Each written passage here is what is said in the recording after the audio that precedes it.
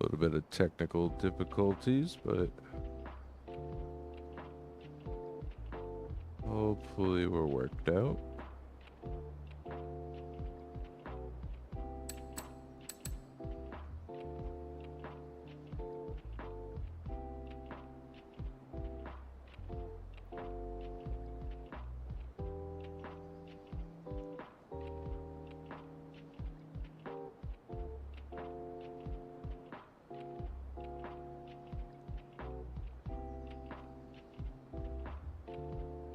One last little mic check. Check the volume to mic level real quick.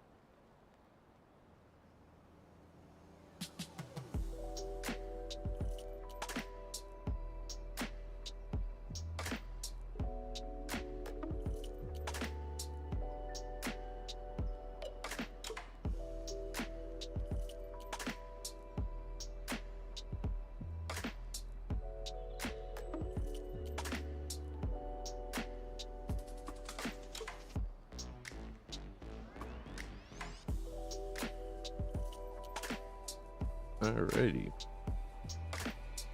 So when watched the video, refreshed my memory a little bit on what color he uses, because, oops, we're about to start adding the background trees at the base of the mountains. What do we got going on here? Oh, that's right, we're in the front.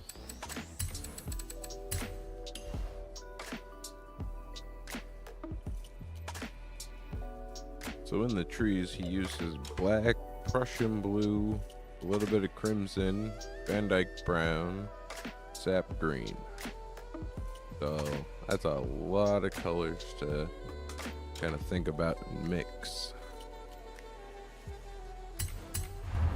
So let's try to find a shape that's going to mimic when he uses his fan brush to create these little trees in the background. That's a pretty good one because you got the textures on the side and then it goes to a point at the tip. That could be an alright one, but I could see it not looking as good because the tip's not as uniform as this one over here. But we'll keep on looking, see if we can find a shape that might suit a little better.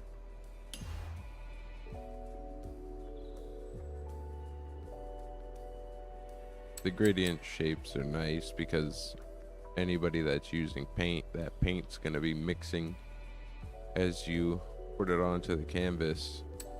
So these gradients allow the background colors to show through and you can start mixing colors that way.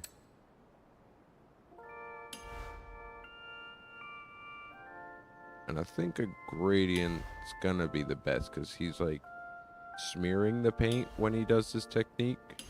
So we want that effect to come through rather than solid shapes.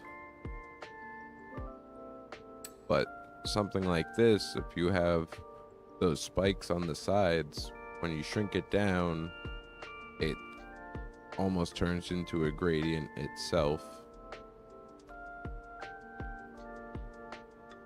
But this one has flat sides, so not necessarily gonna look like trees. Oh, we could do what every other Forza painter does and use Forza trees. Never seen a tree grow like that, but you know, maybe one day.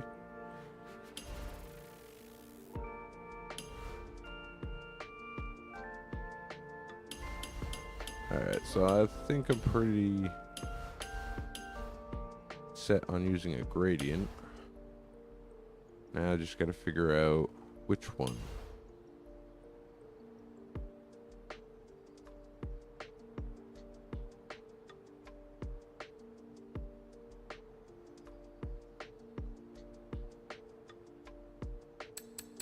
Let's see what this looks like. We shrink it down.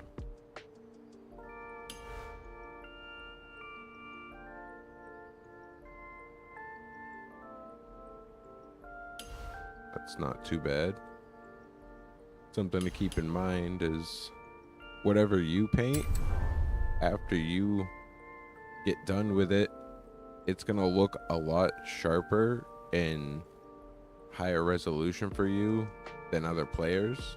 So another player that comes up to your car, this is actually gonna be blurry and pixelated.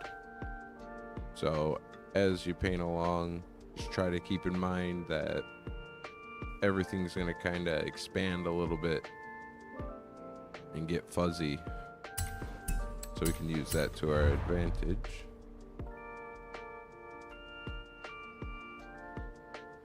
I'm really liking that. Let's start trying to figure out the colors. The black, blue, brown, red, and green. To a degree.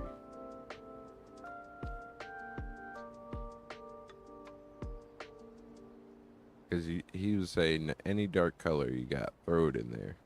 Obviously from the palette he's using. So we don't need to worry about the black. We can just darken the colors and that'll be the same thing. Because Forza uses black to darken their colors.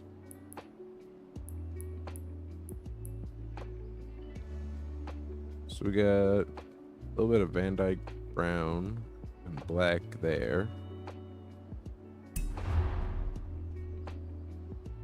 Go left to the red a little bit. Just one click for the crimson.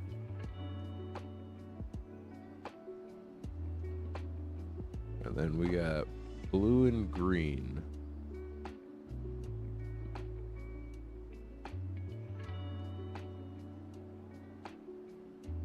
Let's see, we'll try this first. Kind of a dark maroon brown mix.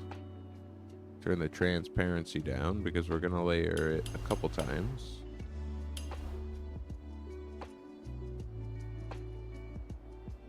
Decide about how tall we want the trees.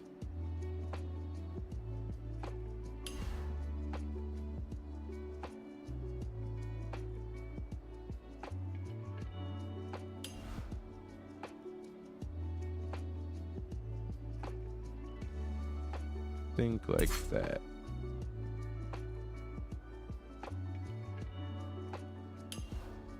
We'll size it up a little bit differently.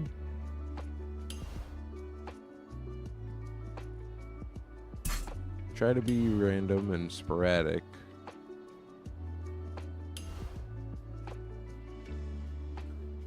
leaving a little bit of space in between them so they can mix later on.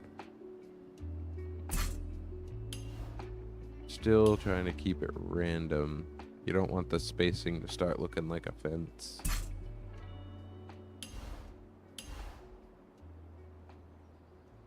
Just start imagining what this little horizon line of trees would look like.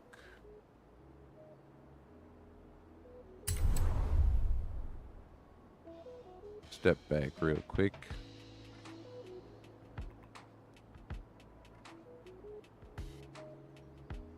So if we draw a straight line from end to end, this is going to come up just a little bit. And that doesn't mean you have to paint it that way, but I'm going to try to have just a touch of this mist peeking out in the background. So I'm trying to picture what the horizon line I'm drawing is, and it should go just about like that.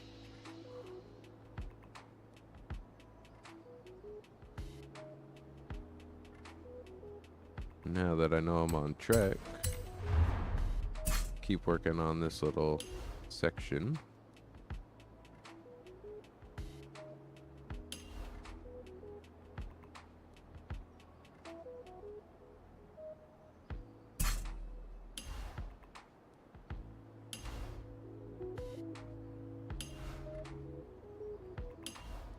Just need to make a good little section here, and then we should be able to copy pasta.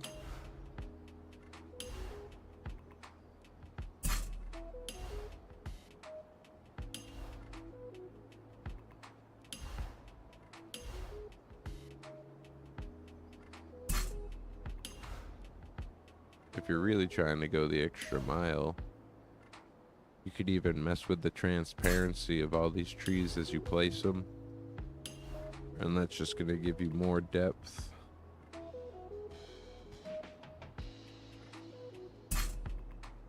And as I go along here, I'm just trying to work my way up and down.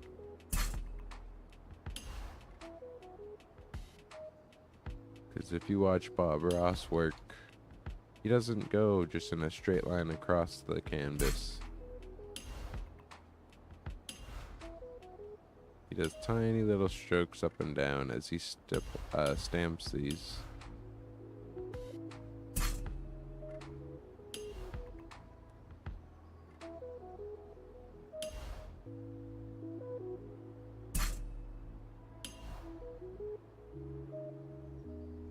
And this is just one shape.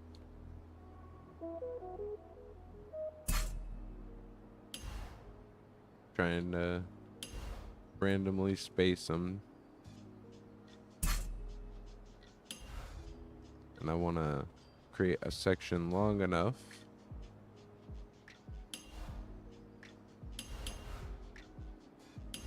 that it can be reused across the whole horizon and save a lot of time and hassle.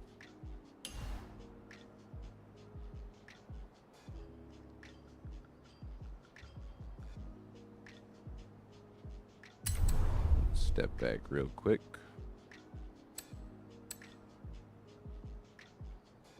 Pull up the Bob Ross. And just take a quick look at the end of the video.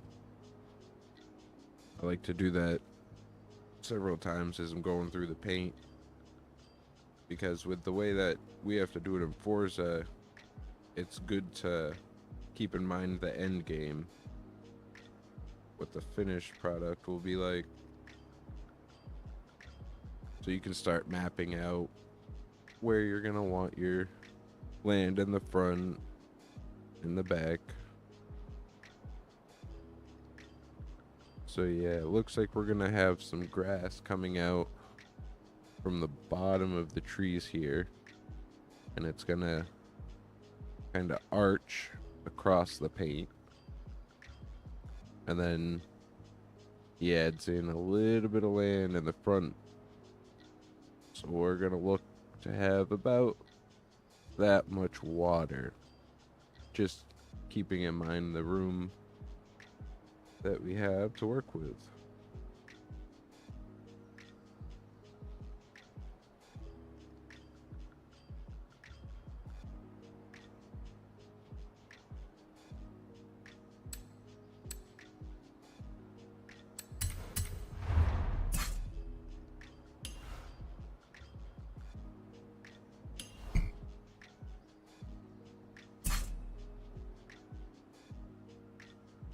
Still not satisfied with how long this is, so just keep working our way across the horizon.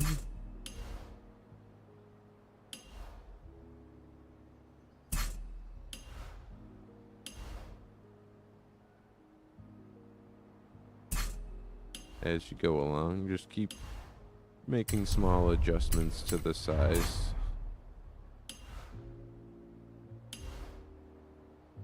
Because there's all kinds of different age trees out in those forests. There's old ones, young ones, all with their own story. So just keep changing the size, and that's gonna come out in your paint.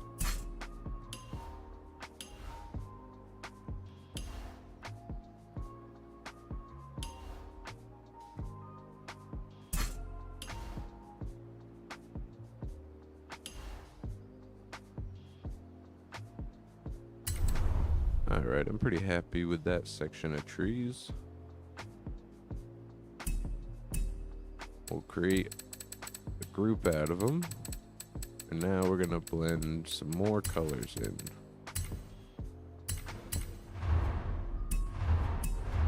So he's got a little bit of sap green. I'm gonna guess that's probably something like that. And then Prussian blue. So maybe we'll add in a cold green and see if we can get away with it.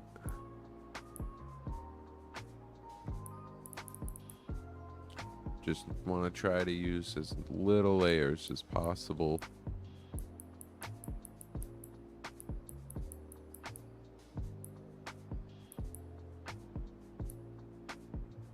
Right about there. 45 left. Take a little saturation out. It's got to think it's mixed with black, so it's not going to be a full pigment. So 45 left, 83 right, 28 right. Give that a shot. We're going to make these ones, I'll have a couple tall ones. These are going to be our pines. We can even make them a little bit wider. Start filling in that gap.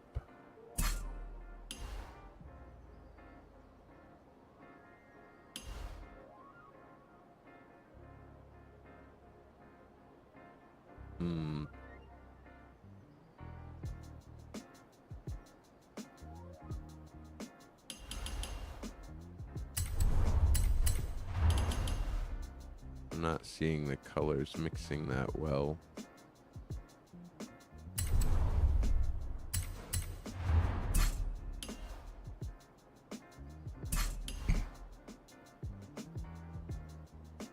Still working the way up and down.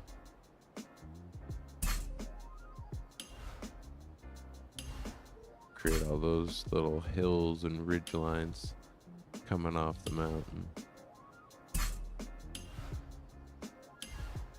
Gives you that really natural feel to your trees.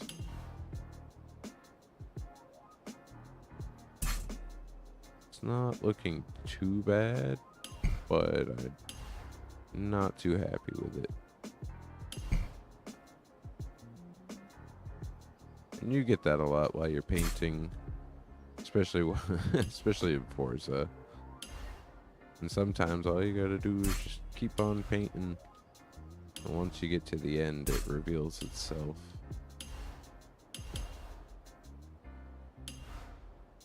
make this one extra tall.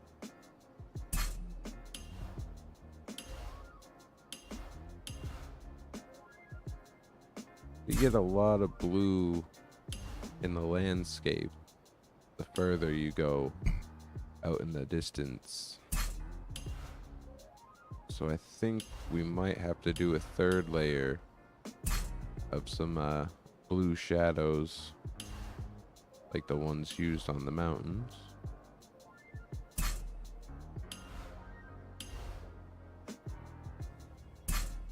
Add a little thin one there, let some light through the tree line.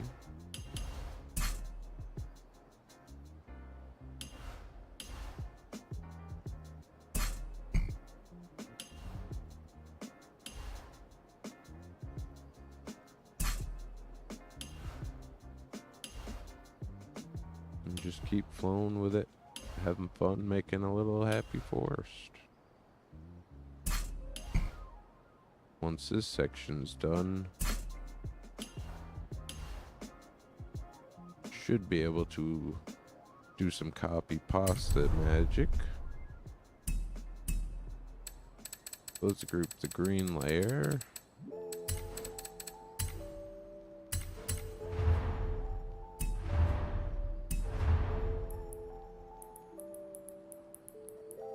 Let's see, go right about there. Maybe a little bit more blue.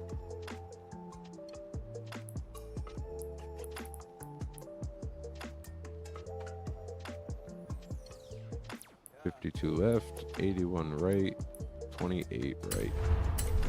Let's see how that looks.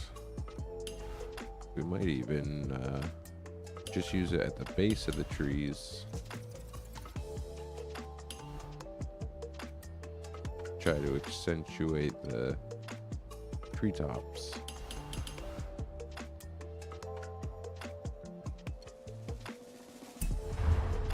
I think we need to be a little bit more blue.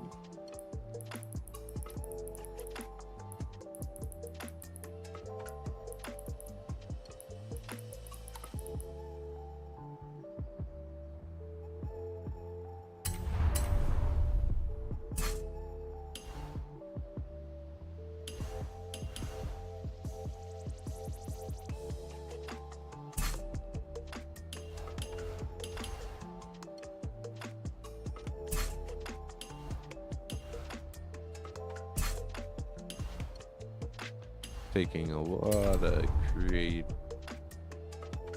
creative strokes of my own, so I'm gonna pop back into the Bob Ross video and see what his trees look like when he's finished them. I like to cut to the end of whatever step he's on, so that way I don't start painting something that's gonna get blended or covered up later.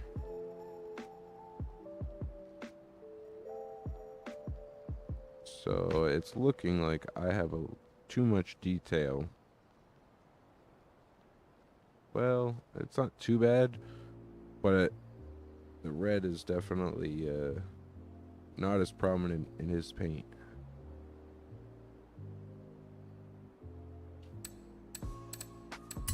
So I'll leave the blue. I do like that. He's got a similar effect going on. And we'll take this color, really tone it back, make it nice and dark.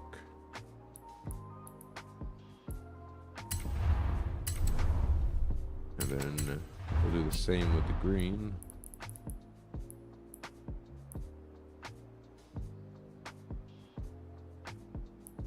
Take a little bit of color out. Looking a little better.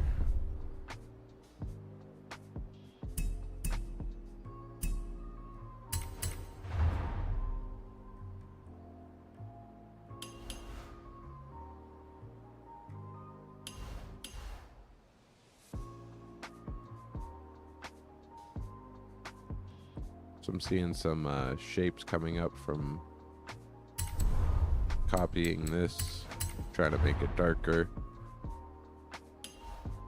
Just trying to find that right position.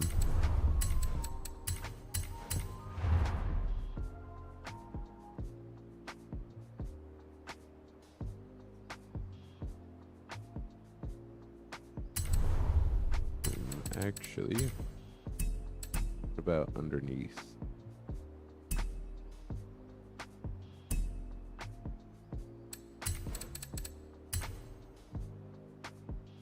Now, there's one point on his trees where he takes some white and streaks upwards to create trunks. I don't know the logic or how it works, but yeah, let's go. Let's try to figure this out.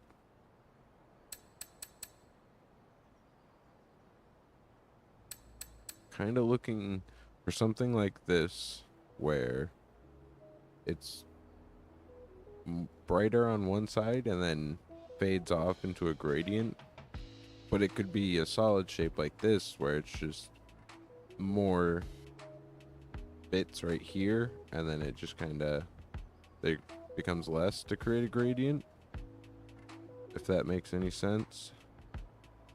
We need something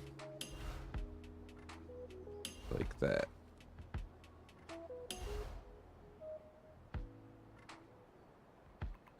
But very thin, because he's using a fan brush, which will create really thin lines.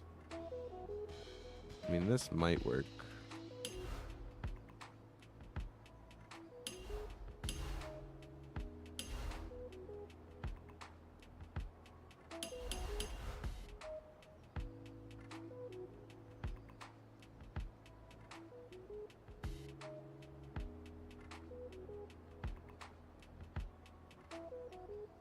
Thinking maybe something like this could work.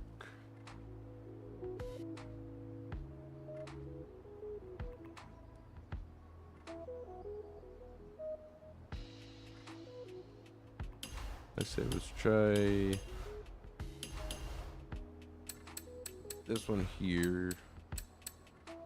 Gradient or no gradient?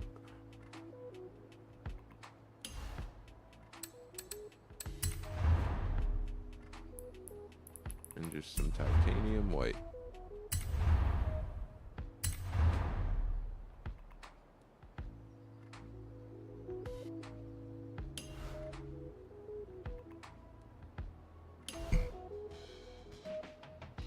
So now gonna try to find where the streaks are in this paint by playing around with the size.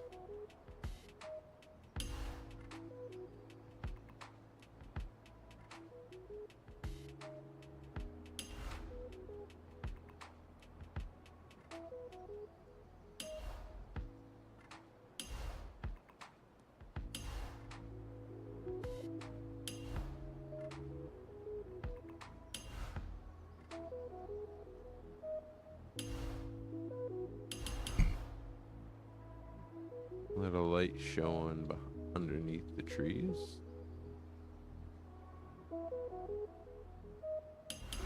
Try that, see what happens. Flip it. Try to keep it a little bit random.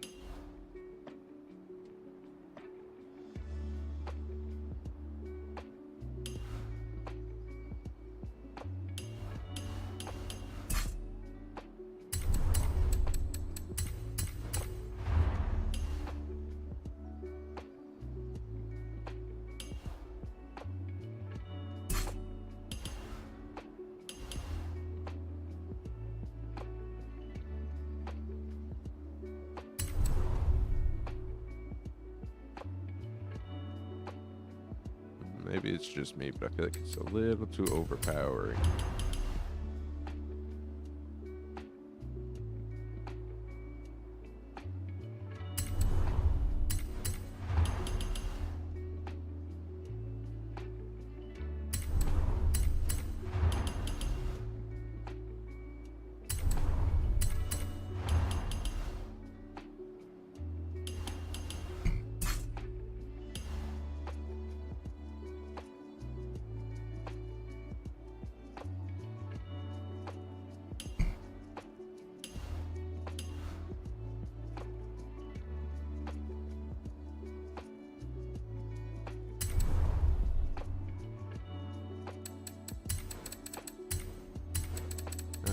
stickers. Woof.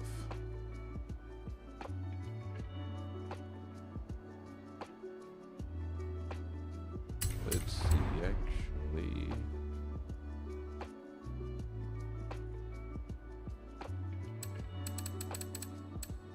We could grab that.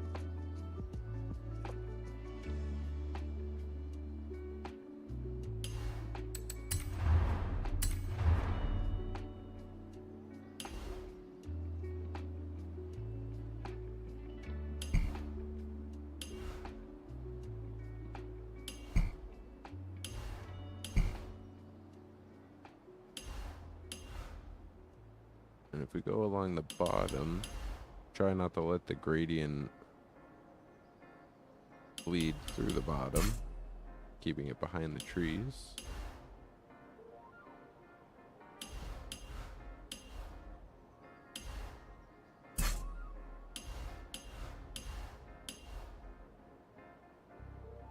You might be able to replace the shading we did in the background with those 2 layers.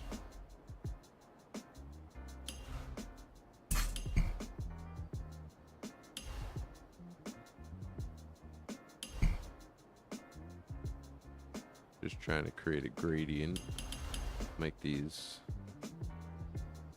very transparent.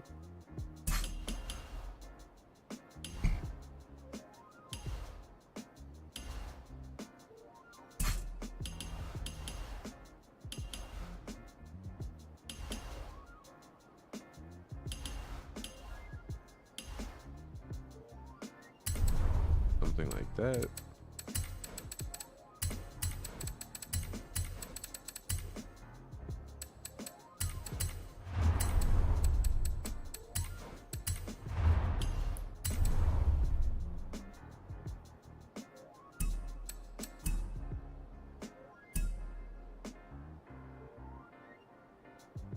That's acceptable. Just don't gotta worry too much about the detail.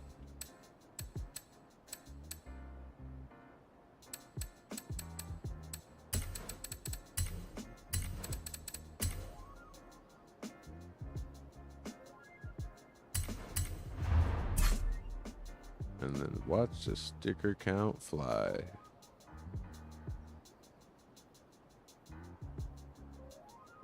Let's see, let's rotate it a little bit. Have it climbing up this hill.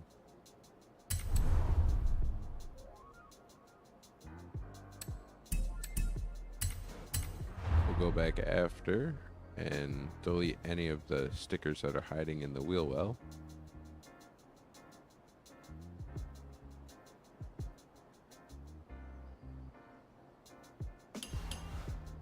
Rotate it down because we do want it to try and slope down.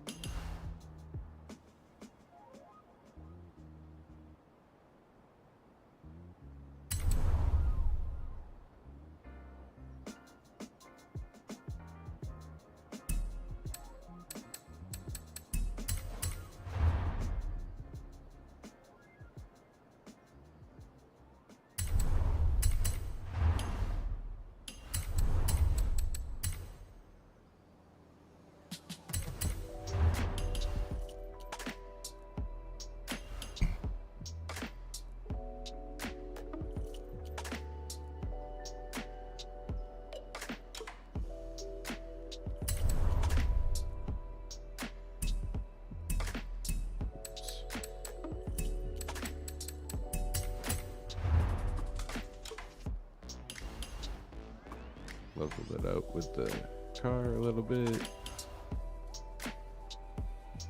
We do want it to drop down a hair.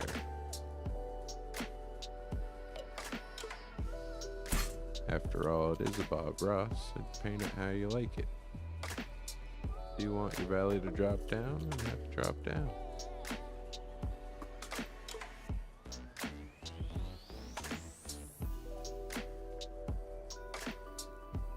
Looking a little too copy pasta here.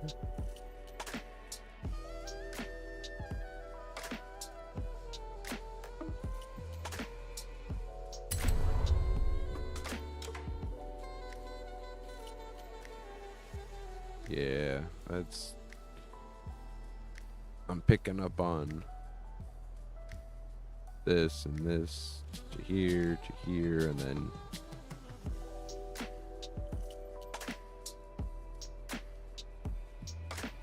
so let's see what we will do. Oh, I know what we can do. Get rid of those.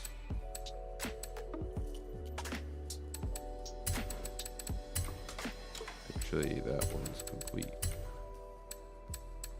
This one here.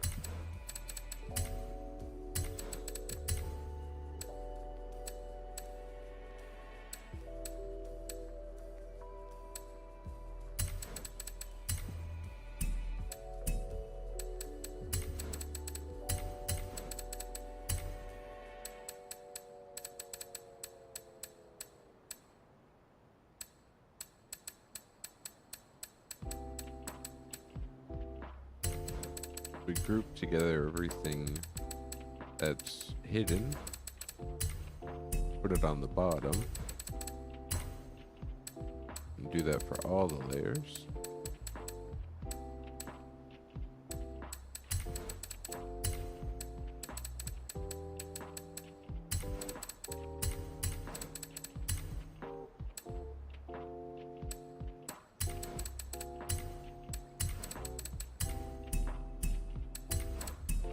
Then you just group them together like this.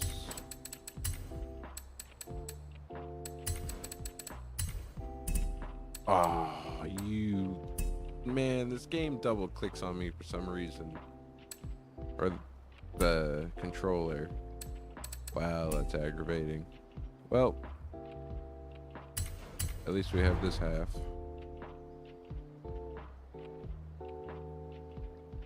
And only being a half should break up the horizon line.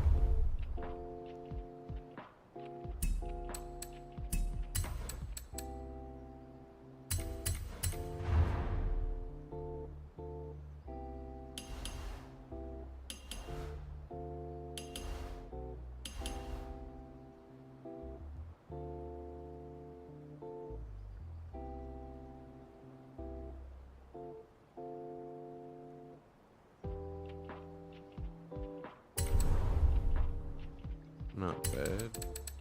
Let's go ahead and try to do another half again.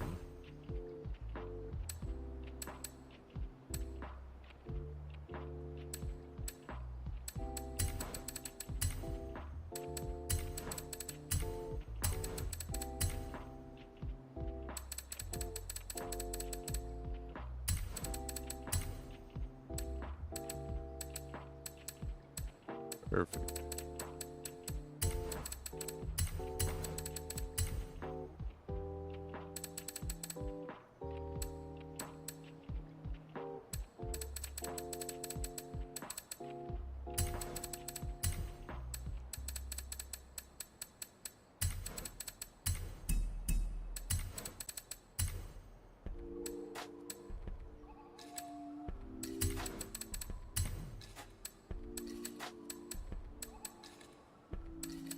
And instead of cutting, we will copy.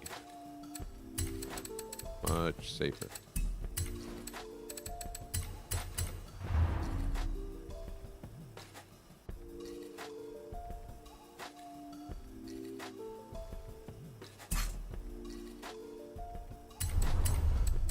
We can use this piece and same thing of just flipping, stamping. Trying to get it to look random. Grab our other half.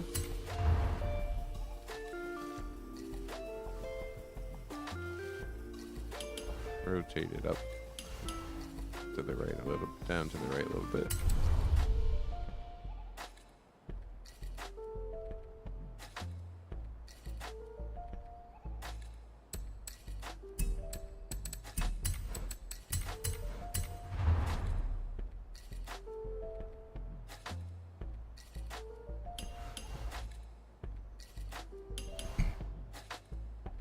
Have it climb back up into the mountains.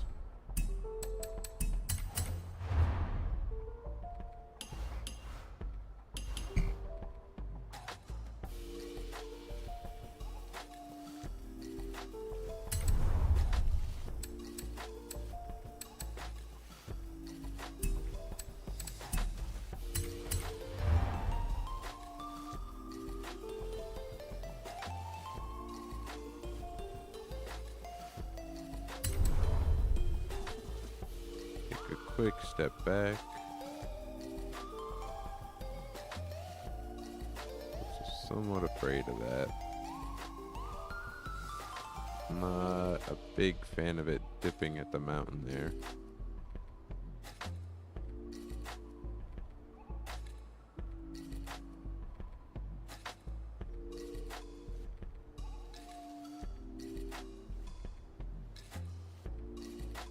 Might be able to fix that later on.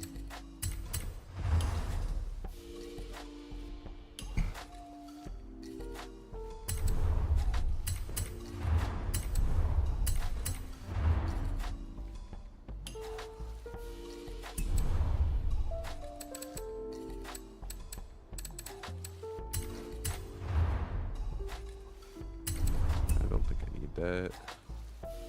Oh, I'm feeling like the trees are a little too small.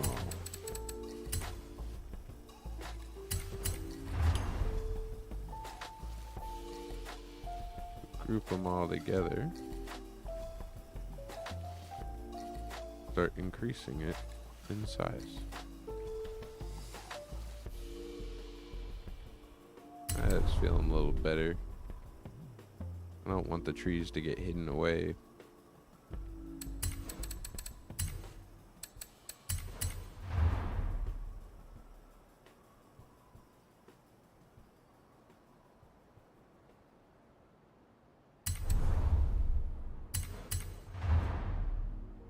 Perfect.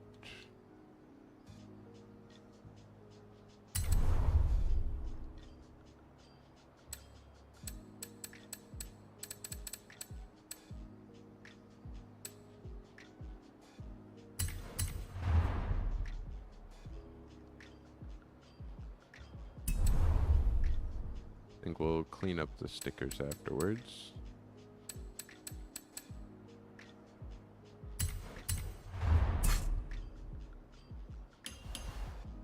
Rotate it just a touch.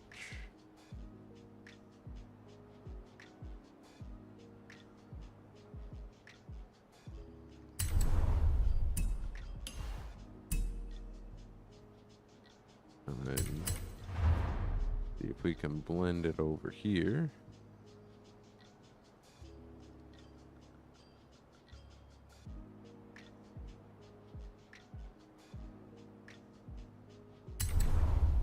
Think like that works. And then we'll do a quick evaluation.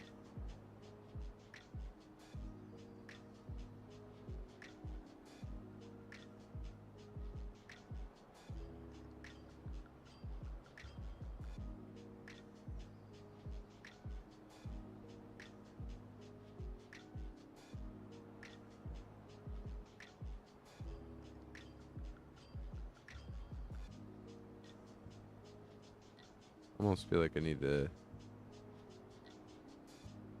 Oh, actually, I think it's. Oh, Lord. Please tell me I don't have to tweak the transparency. Because you can't do that in a group. You have to do all 700. Woof.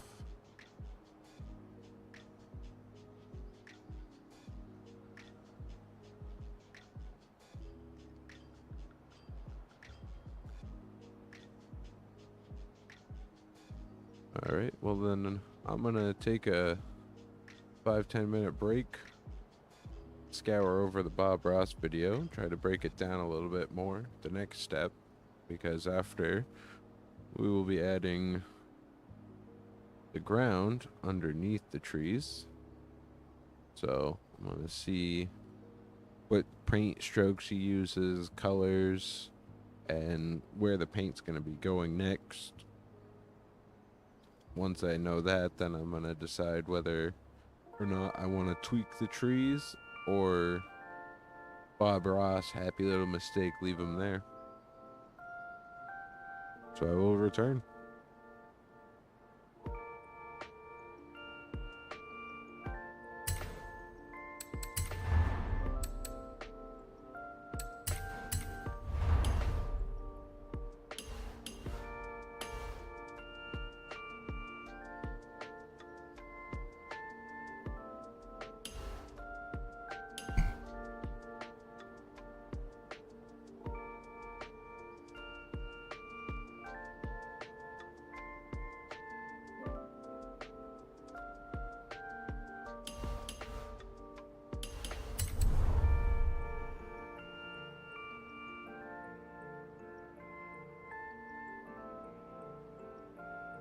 Taking a 10-minute break to review the Bob Ross video and figure out what the next steps are going to be, so you know.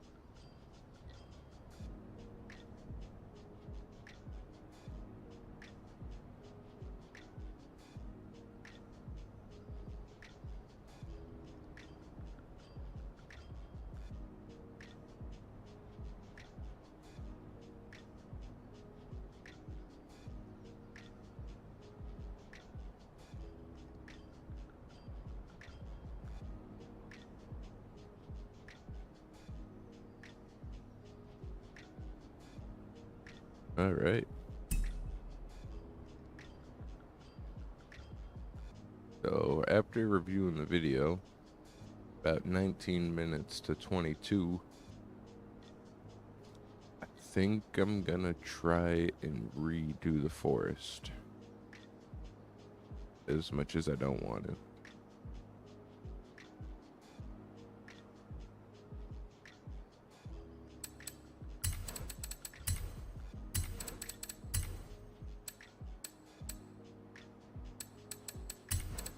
Just gonna check real quick, see if I can cut anything out.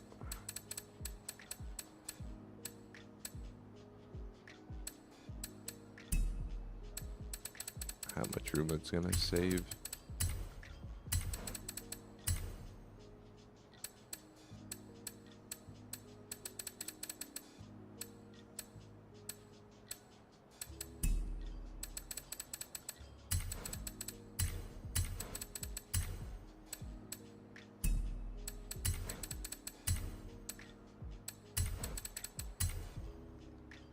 Because after we do the trees,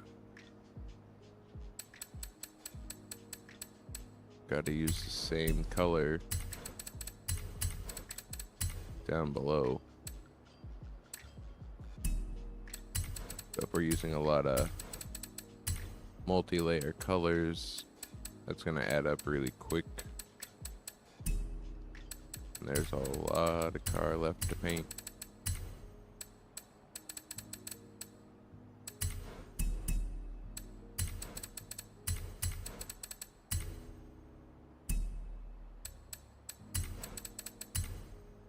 Woof. I was hoping to save a little bit more than that.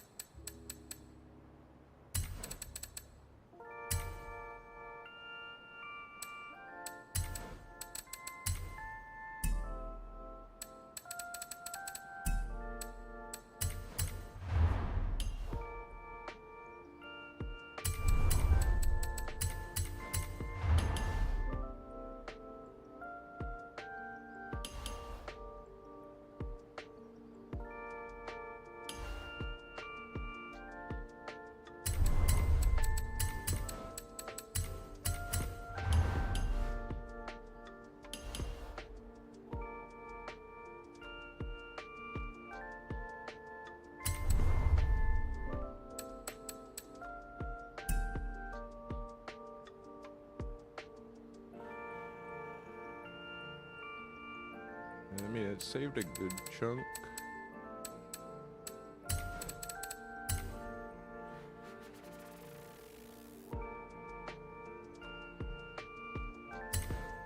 But maybe there's a shape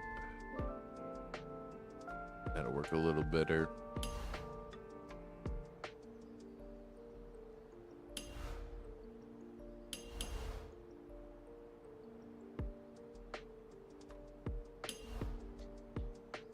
Just trying to really keep an open mind about how you can size it or skew it. Use it in ways that may have not been meant to be used.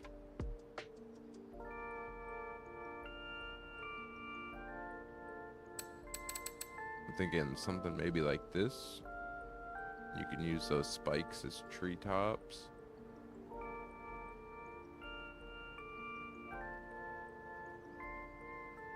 That might work. And we'll try to consolidate the colors. Almost seems like a purple.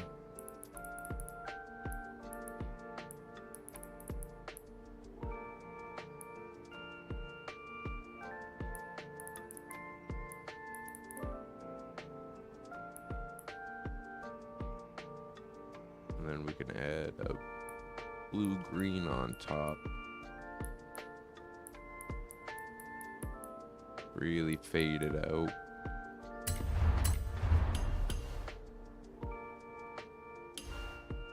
Alright, let's try a little test patch.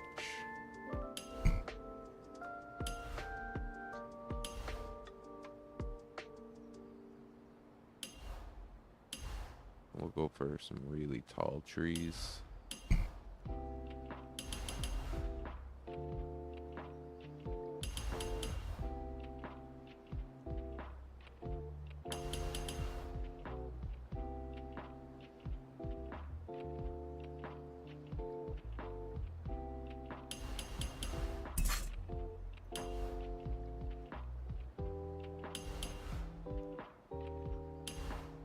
Take some magic to not make it look too copy pasta.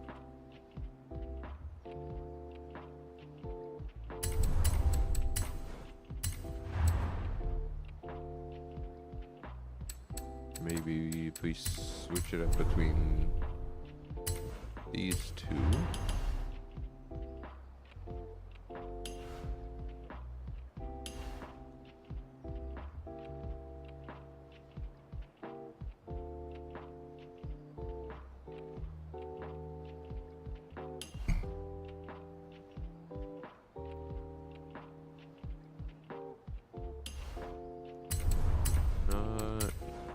Feeling it, Mr. Krabs.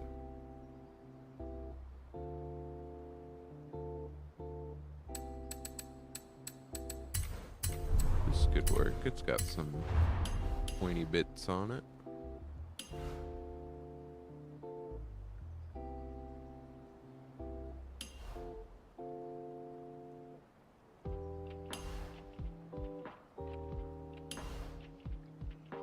All right.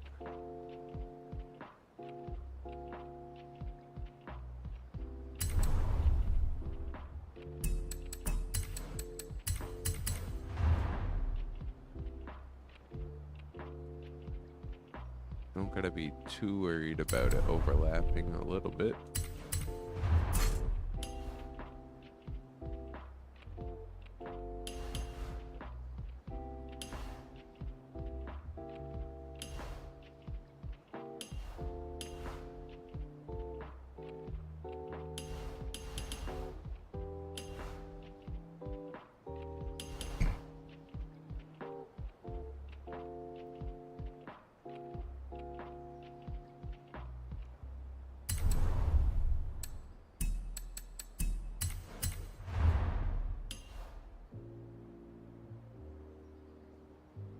Just take your time and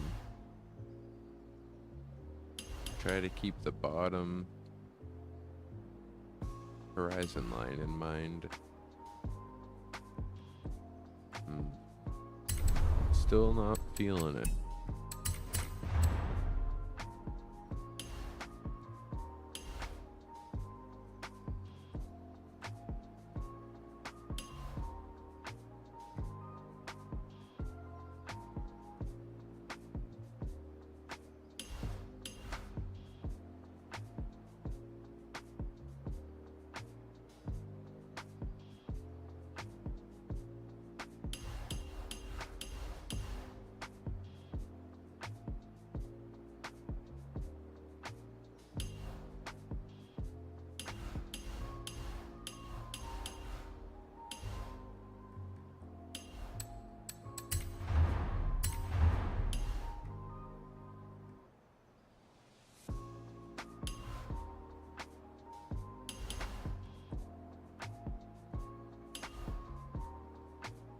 This is just gonna end up being the same sticker count.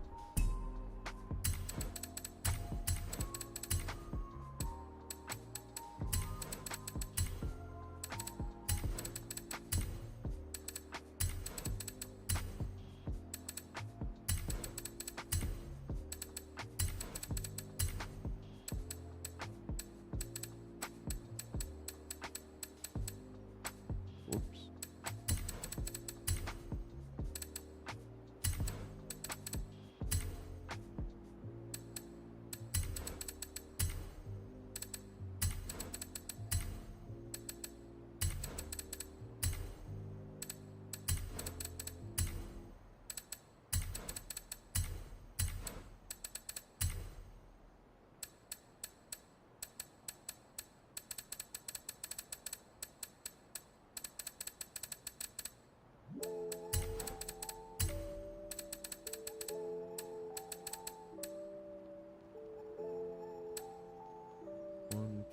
3, 4.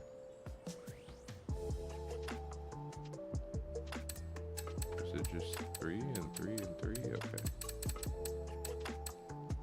1, 2, 3.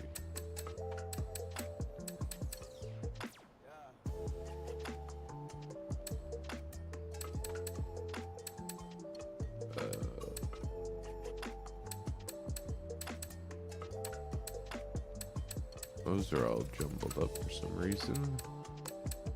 So I'm trying to group the brown layers now.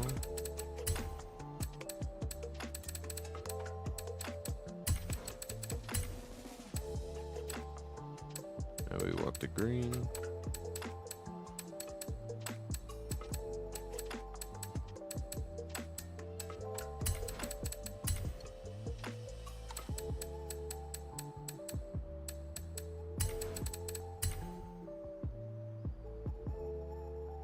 Alright, so now we got the tree line organized.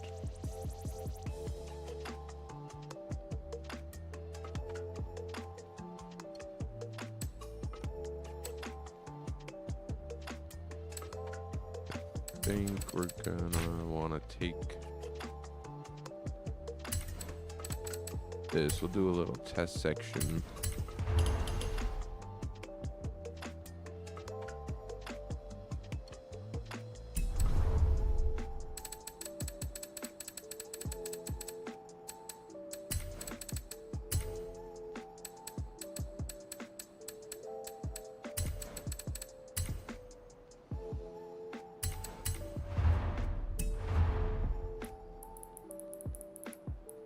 Let's take some saturation out.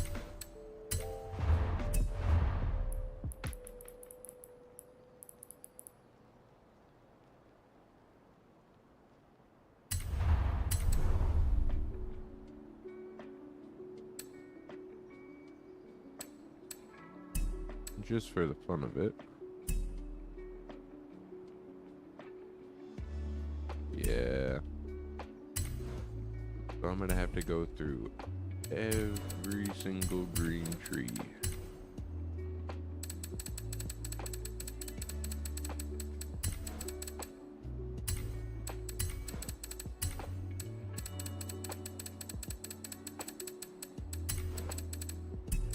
I guess we'll just go section by section.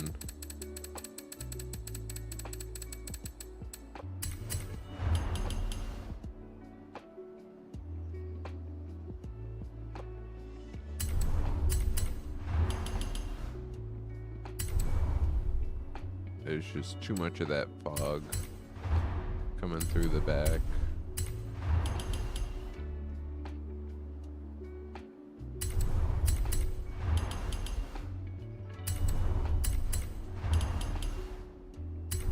So we'll turn the transparency to around 80-ish.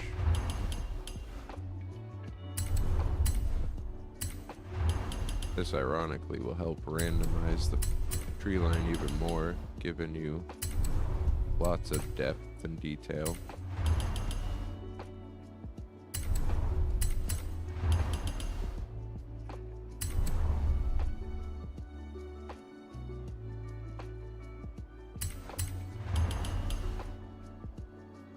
I don't want to say it, but I think I'll have to go through the other layer too in the background.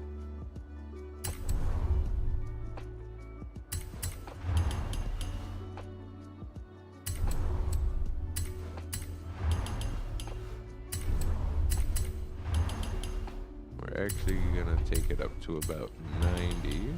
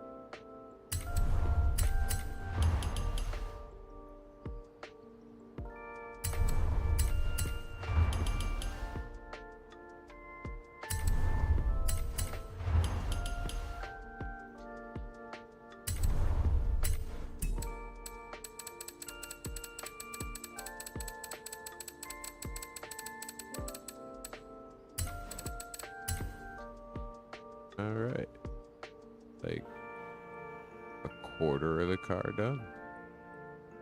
See how it looks.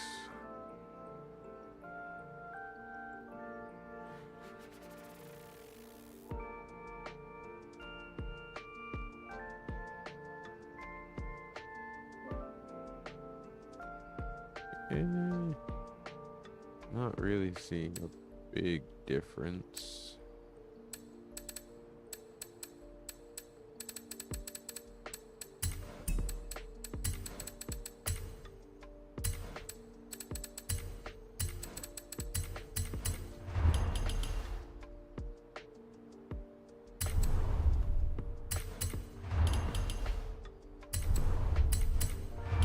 That's looking better.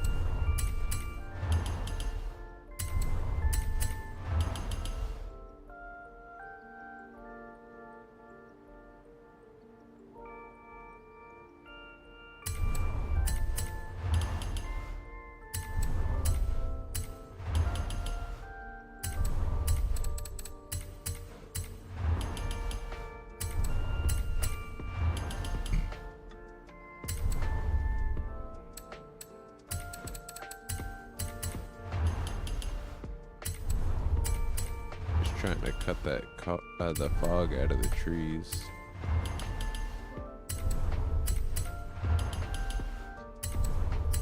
And this is going to be way quicker than adjusting each individual tree's transparency to be about 90. Now we're cruising right along.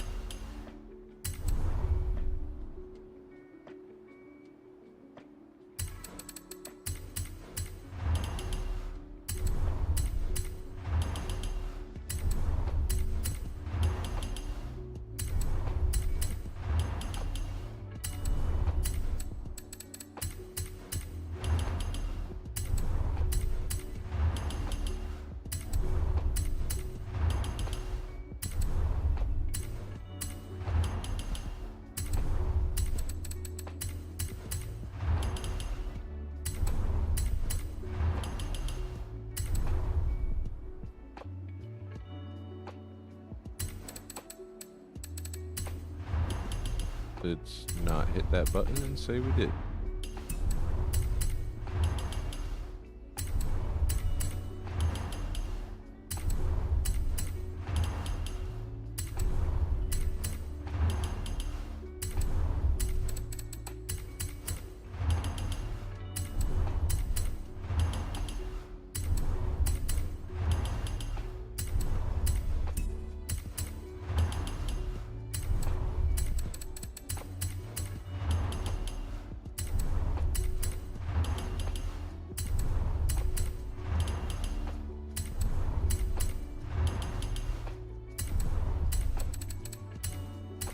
This, ladies and gentlemen, is how you adjust a Bob Ross the long way.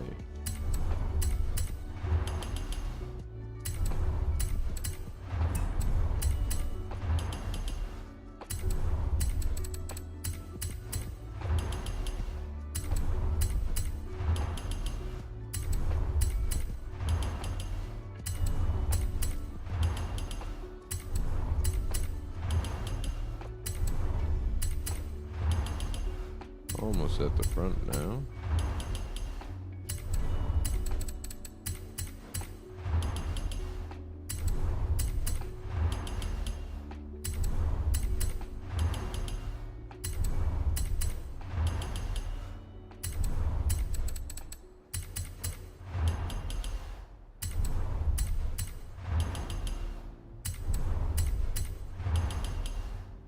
I think, yeah. Alright, so we got all of this background blue, full transparency. Let's take a look and see what's going on.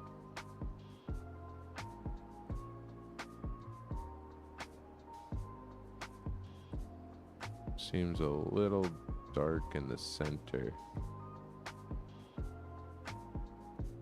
And that's most likely just because it's in contrast with the fog. But that's fine, because that's just a small section to tweak around.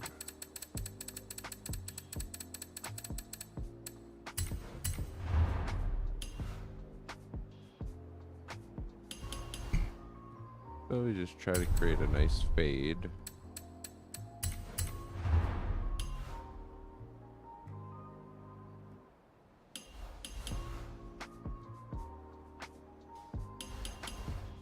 That's just gonna blend that fog right into the treetops.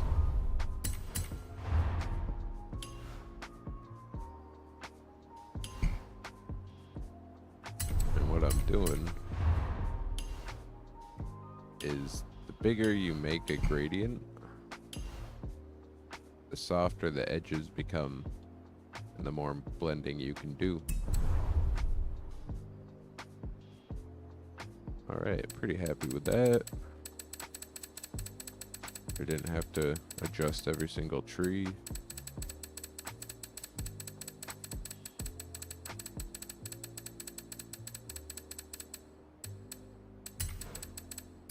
And we'll step back again.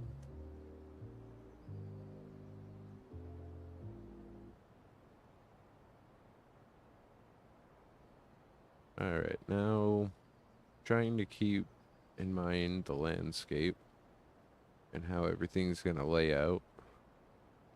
Gonna start trying to picture the reflection on the water. So we'll have to basically mirror the trees down with some blending in shapes, and that'll give us the reflection on the water. But because we're limited to sticker count, we have to think about exactly where we want to put them.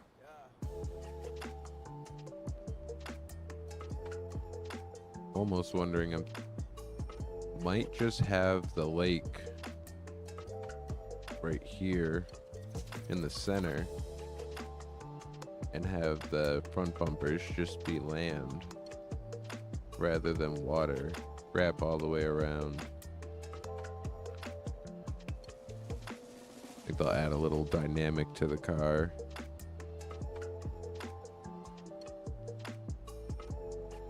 That's also going to save us a lot of stickers, so we don't have to add reflection stickers all the way across.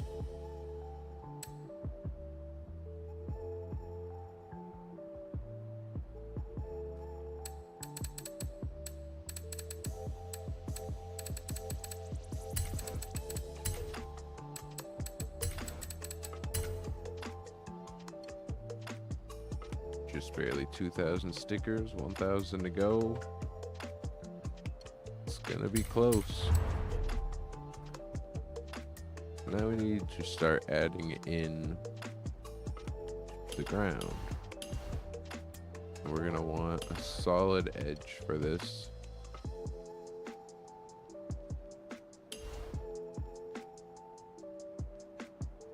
Looking for something with a lot of texture on it.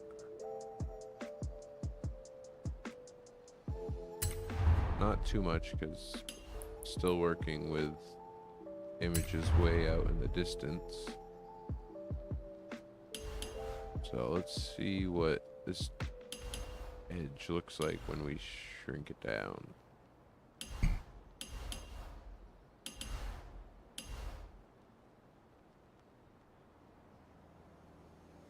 It's not bad, but it still has a lot of holes showing through. Could be an issue.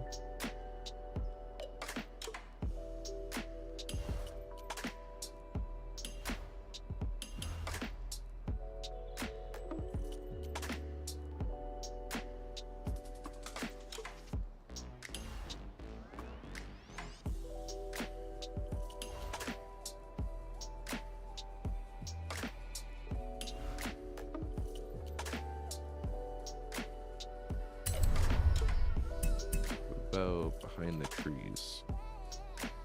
That doesn't look too bad. just try to leave a little space in between the trees and the ground here, and that'll create that defined line.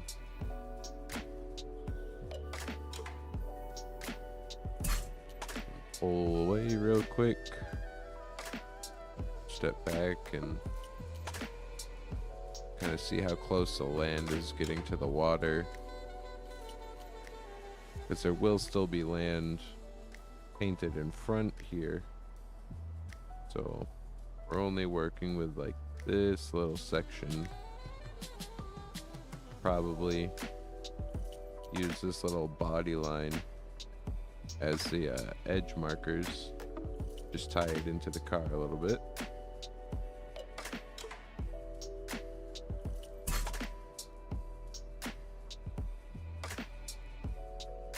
I'm just trying to focus on the top line right now, be able to go in and add the bottom shoreline. This shape is fitting right into the nooks and crannies, though. That's always nice.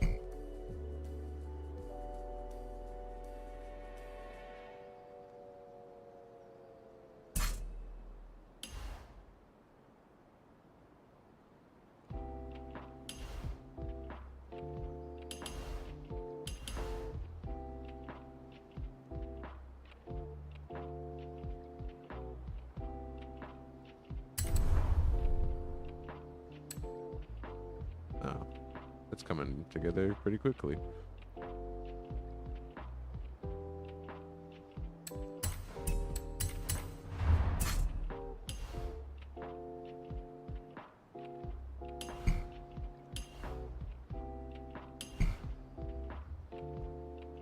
We're getting off to the edge here.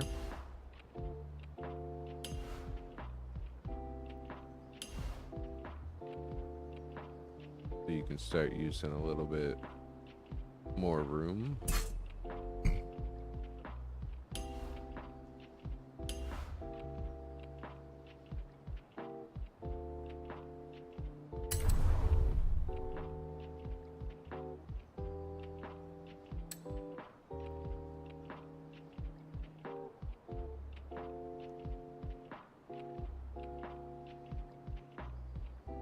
It's looking pretty good. The bottom of the tree line here is pretty bright right now, but there's gonna be some nice yellows and oranges added in over there, and I'm pretty sure the contrast will soften that contrast up.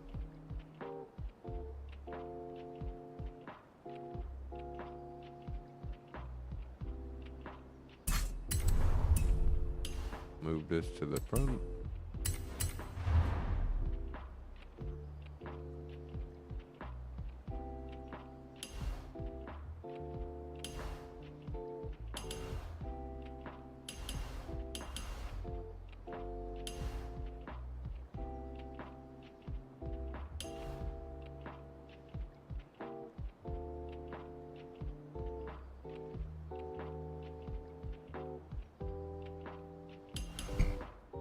Just trying to line up this edge as best as I can.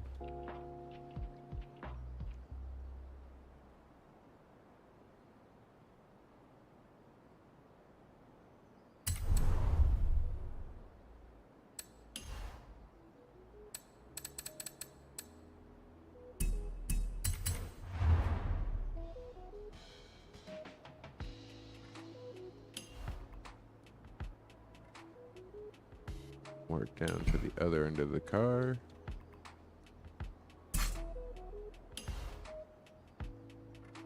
Keeping that shoreline in mind where we're gonna want to place the water.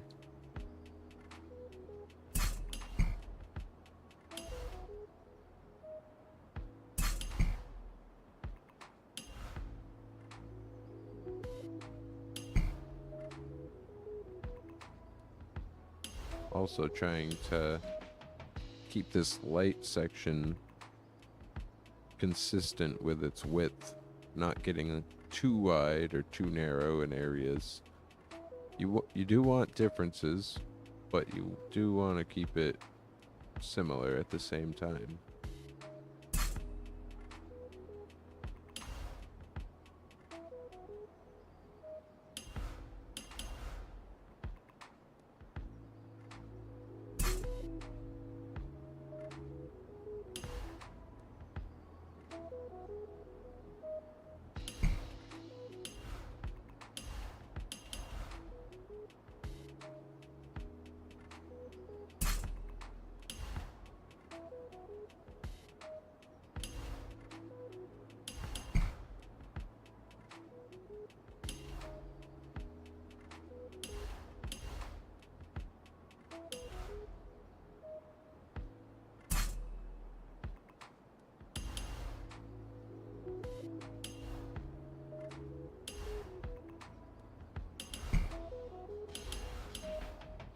Don't plan on having any water over here.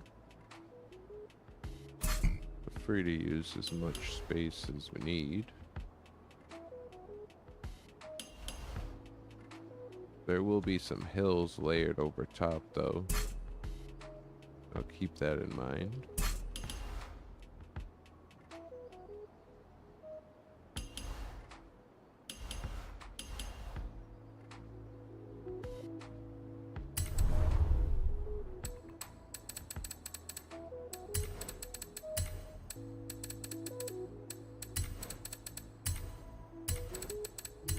Hey, look at that sticker count. Didn't even break 2,000.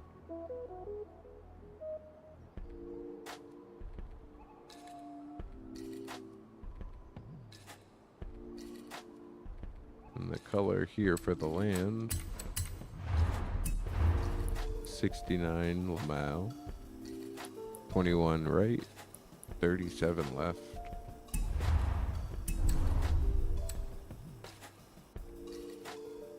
Crazy how much purple is in nature. It's all those colors blending together.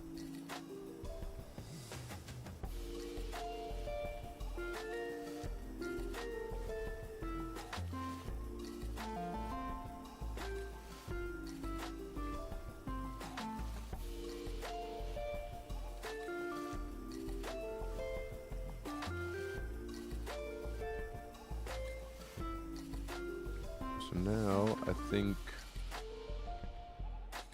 get the shoreline and finish this first layer of land, I guess.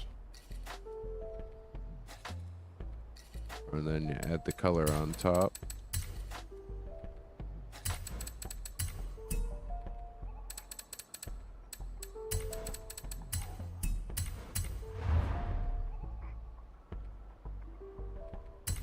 Might actually switch up the shape so we don't have any holes.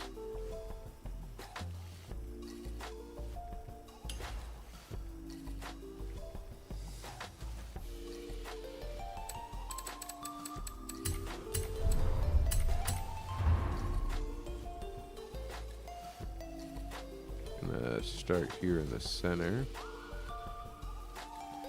and just figure out where I want that water to be.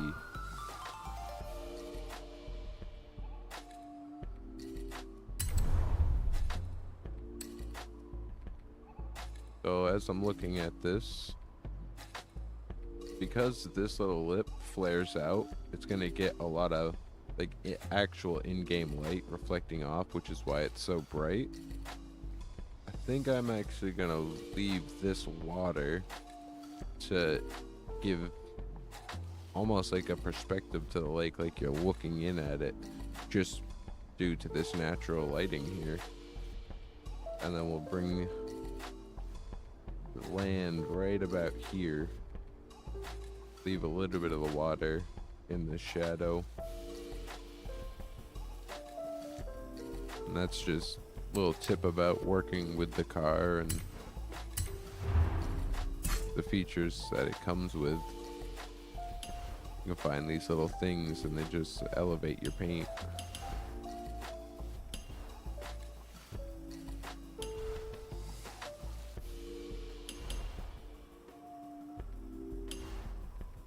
When Bob Ross is painting landscapes, he does a lot of horizontal sideways strokes.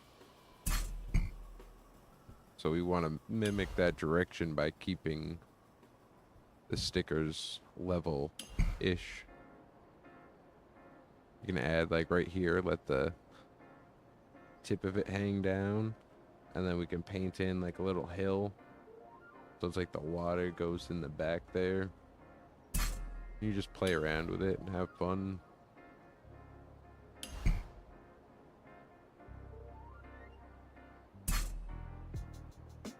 And as we work our way to the side, we want to start bringing it down so we can get that round shape in the water.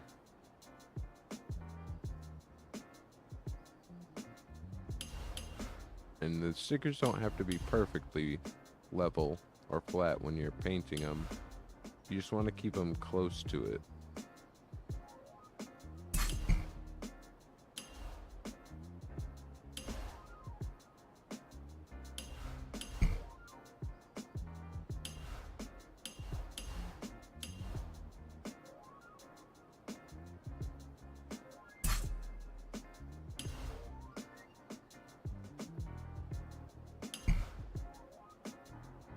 Let's see, let's add nice big outcrop right just like that.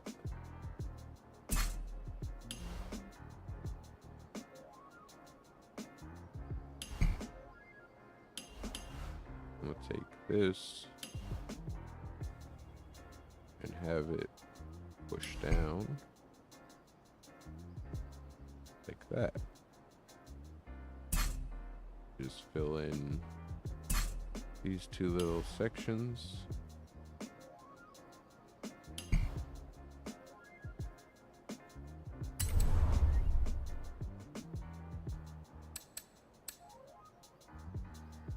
See, it might be a little easier now to start seeing kind of what's going on. So now this is all going to be land.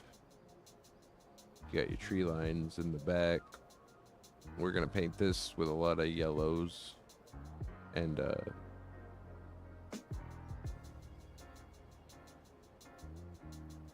oranges. There we go. Took me a second.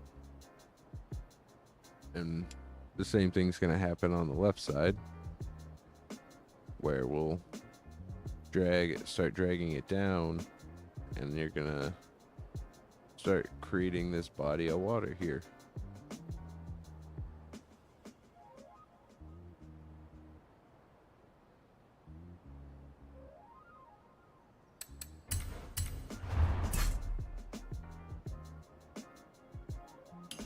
Don't plan on having any water in here, so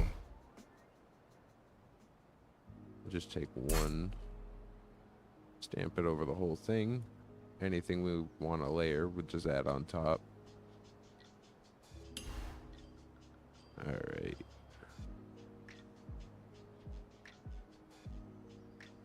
I think I'm gonna leave this little shoot up of water. It's almost like a stream feeding into the pond.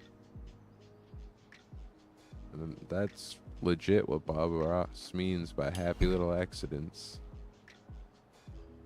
They just create themselves. Look at that. Oh, that's so cool.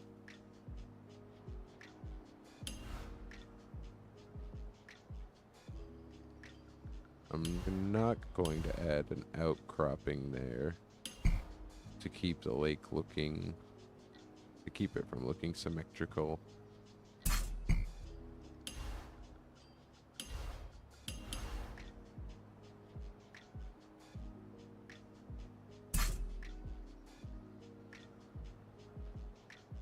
So I'm using this round edge here to create little drops in the horizon, bringing it closer to the front.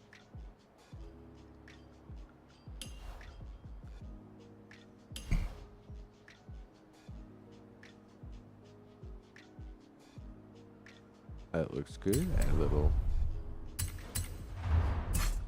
jut right there. Let's see.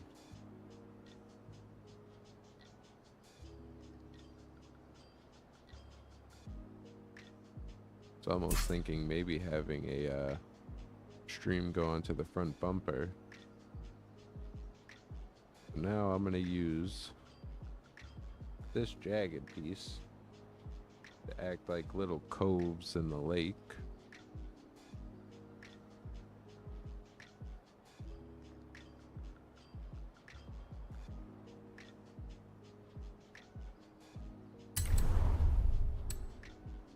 And that way we'll be able to drop a hill right in front of this and give us the edge of our lake. A quick step back, kind of see what's going on. Now it's starting to come together rather than a bunch of floating mountains. Let's group that together.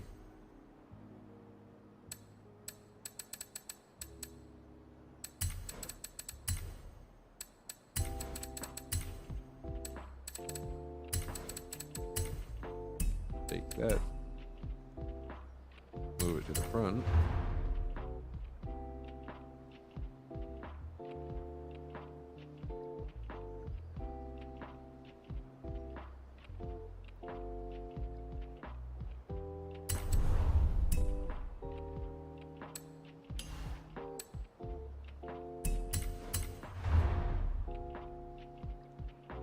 Actually, because there's no water, we'll just preemptively strike and do that.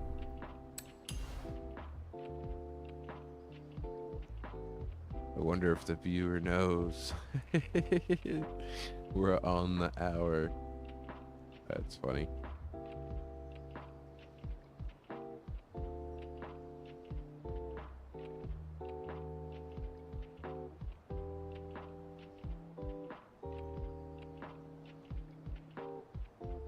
Fun stuff, man.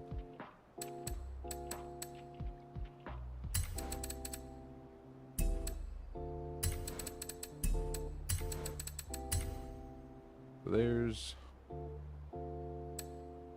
the base layer for ground. We'll actually group all this together because we want the grassy colors and textures we add to be in front of the trees, and it won't cover up the tree trunks like the background color did. We'll be able to blend that tree line in really well.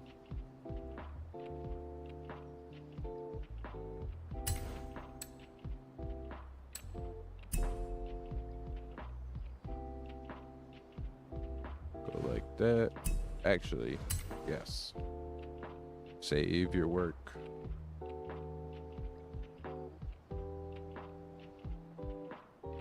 If anything happens, like power goes out, internet cuts. Well, I don't think internet would be an issue.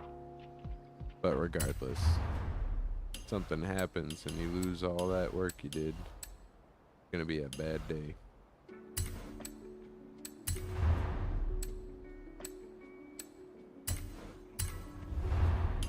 So go through, review the video.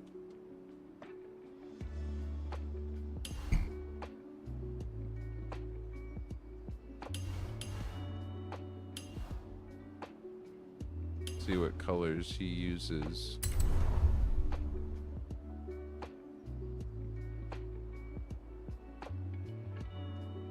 Down here on this, what he covers over it. Figure out the techniques, and I'll be back.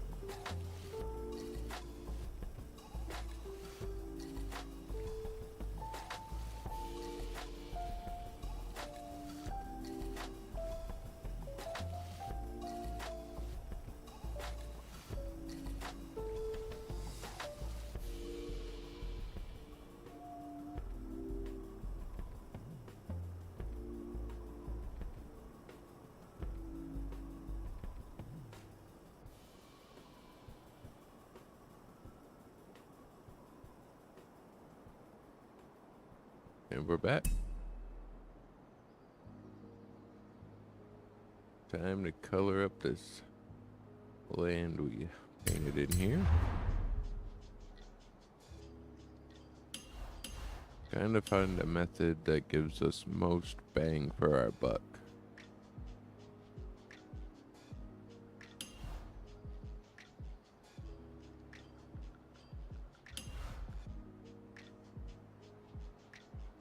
So I think we'll go with a gradient circle.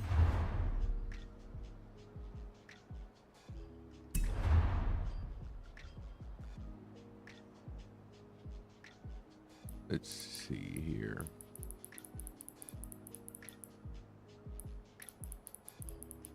So he's going for like fall time colors. So we'll want a yellowy green. Take some saturation out. Darken it up a little bit. A little bit more green. See how this looks down here.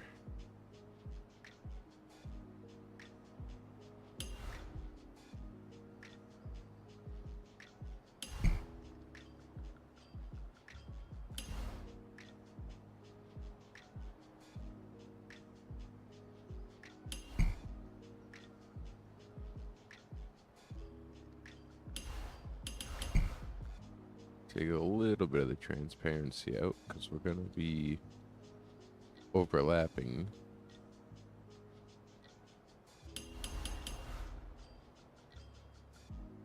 We'll put one there.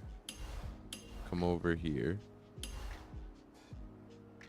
so we can keep the edges of this little stream somewhat symmetrical, just in the color and lighting.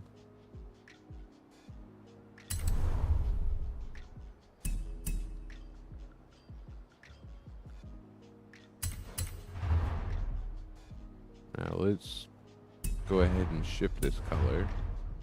The original green is 21 left, 59 left, 75 right. We're gonna wanna grab some, make it a little bit more yellow. Take some saturation out. Let's see if we go for a orange. Oh, that's pretty. So 14 right, 54 right, 75 right, 78 opacity. Stamp that. And I want that to be in front. So it's a little bit stronger when they mix. Then we'll go ahead and we're trying to use as little stickers as possible. So every sticker almost is going to be its own color.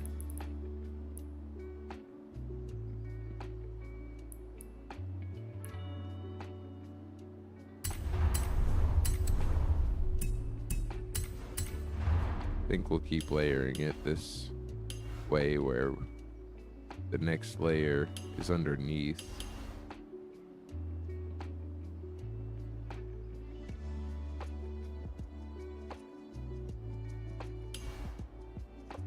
And something I'm trying to do is, if I can get my mouse, this little line right here, the edge of our land, trying to keep that dark because we're going to go back over it and add some mud and shoreline.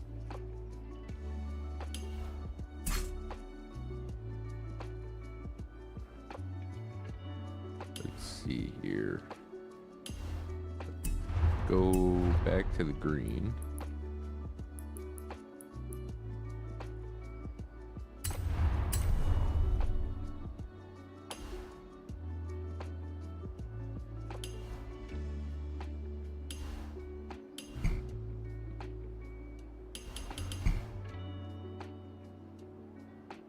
I'm noticing that the center here is pretty solid, so turn the transparency down.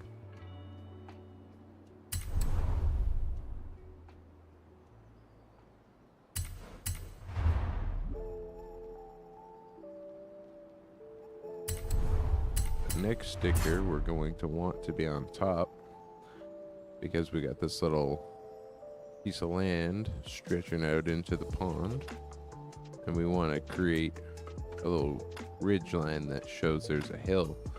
We can do that by adding a highlight.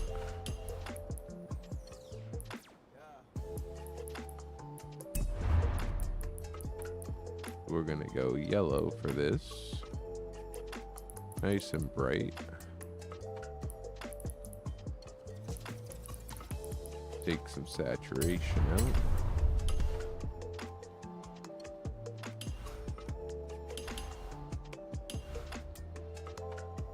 And this will get even more defined when we go and add the texture. Add this one underneath so that highlight doesn't get muddied.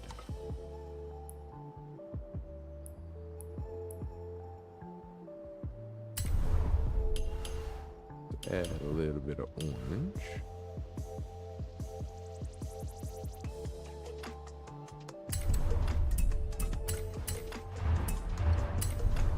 Place this underneath. Grab the green.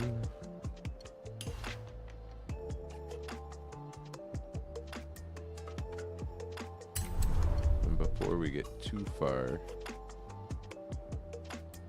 step back and take a look. Feels a little too bright.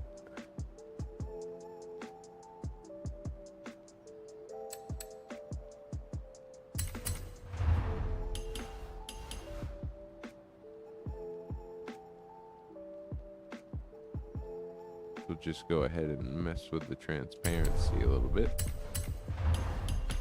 Let that background darken things up.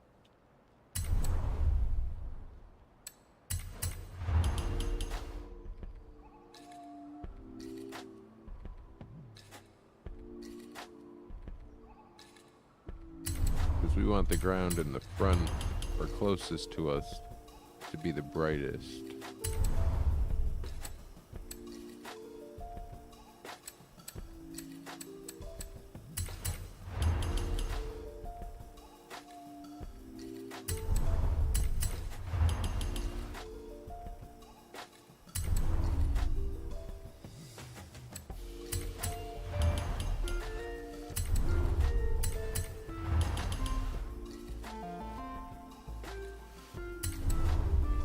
Which is why we'll take this highlight and make it just a little bit more transparent. Step back. And if you want your land back there to be bright, feel more than free to do it. You could have a bright sunny day if you want it.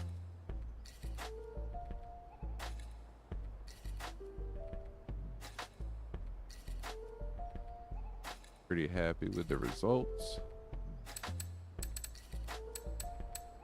Maybe you take this one down a touch because it's going to be going behind the highlight. If we make that darker, it'll create some more contrast.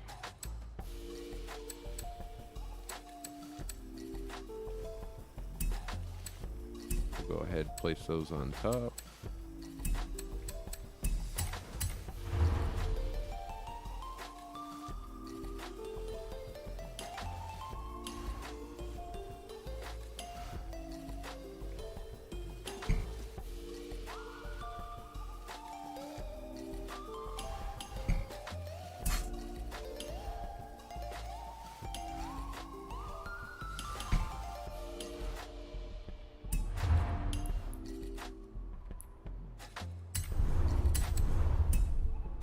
Put that behind the green. Turn the transparency down so it's more of a blending color.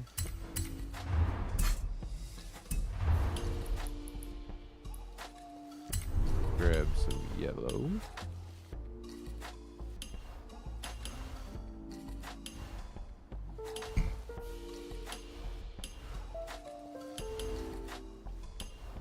Do the same thing. Turn it down a little bit, blend in that orange, let it come through.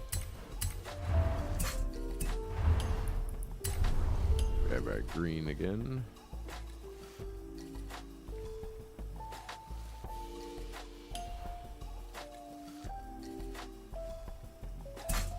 Add a touch there. Feel like there's a little too much darkness up here, so we'll add a little bit of green, which will further blend in those colors. I think do the same right in here, just a little bit of green.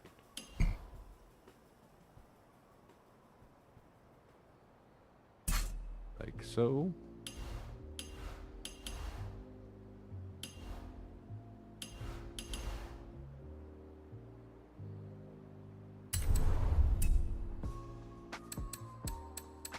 Let's put something way in the back here.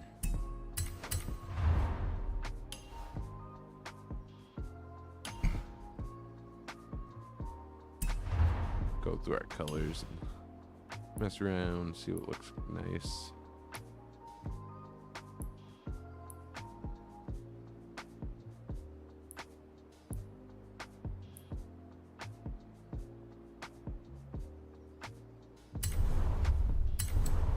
Here's the subtlest of color shifts. Really add some incredible depth to your work.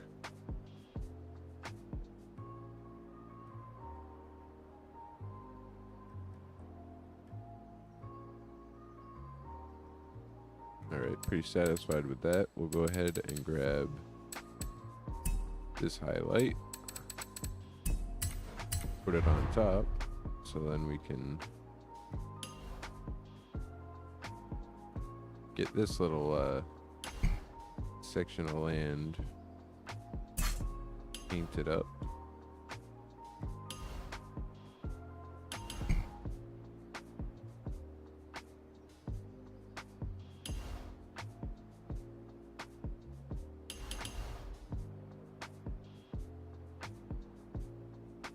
We do want these to be a little bit brighter without letting that center get too solid, because we're coming closer.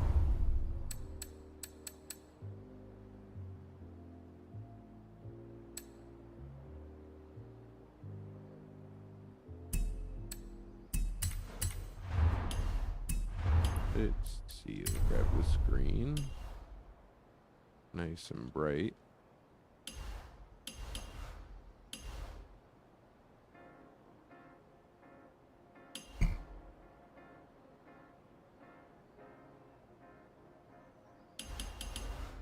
Turn it down just a hair.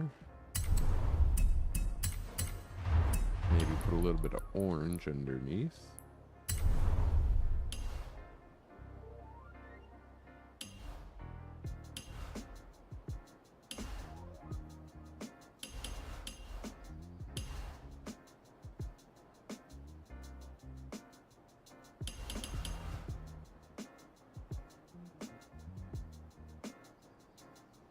And just try to keep working that brightness a little more and more the closer you get to the front of the paint.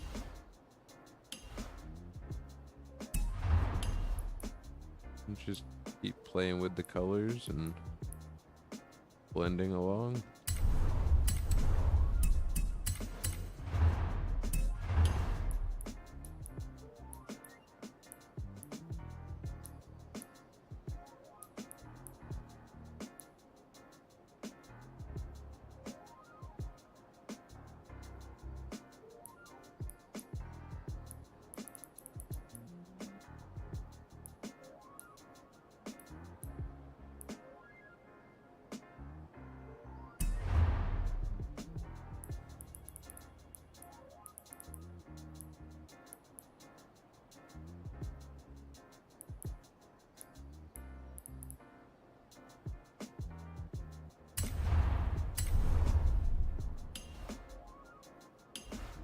And don't be afraid to make your own colors.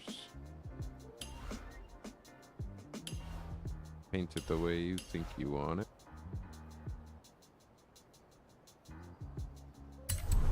Let's see. I think I'm gonna leave this section here. I might have some land come down like so. Have this be the right side of the lake. And then this fade will act like a rolling hill. Let's step back real quick.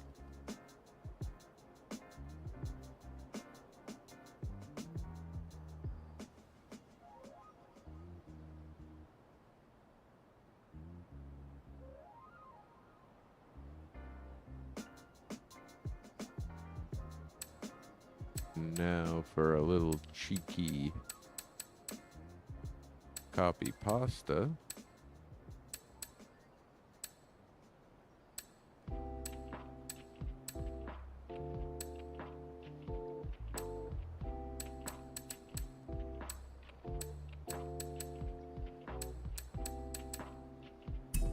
Do something like this.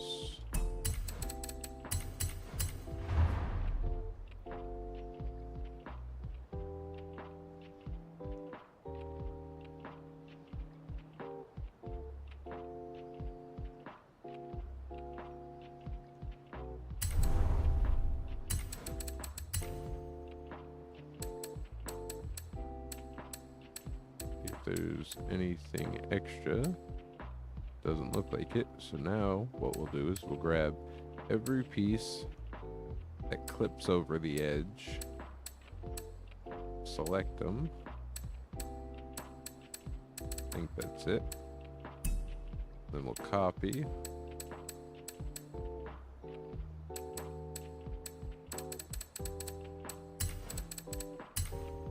Go to the rear of the car. Paste it.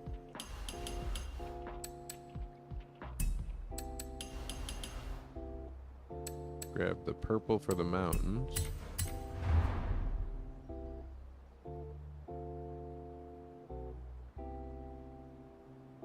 Line it up like this, because when you're working with gradients, it's best to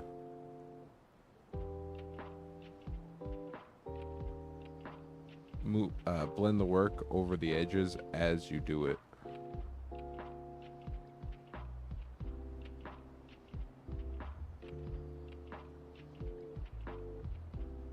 Now just trying to find that perfect blend spot right there. There's no edge. Let me see. Yeah, zoom in a little bit. There's a little bit of an edge there actually.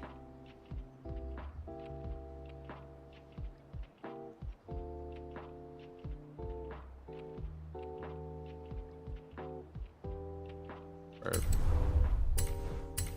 so it can be really hard to blend this seam when it comes to gradients, and almost impossible if you wait to the end of the paint. So it's almost best that if you have one gradient wrapping around, you copy it. Or if you do a small group, you can usually get away with it. But still, like, you can, whoops, uh-oh. Okay, woo. There is still a little bit that you could see there. Like, you don't want this, because you can see an obvious line that this is brighter than over here. And then same here, you don't want it like this because it's too bright. But if you copy it and move it over as you paint, it's not too hard, just very tedious.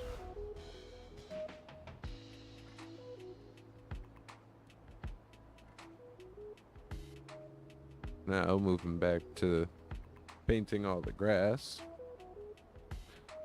Said I was gonna leave this here, so I could add in some land coming over the front, and that ironically works perfect with this line.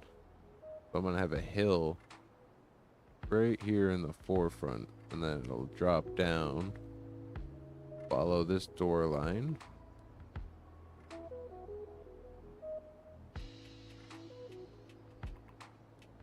Another one of those happy little mistakes.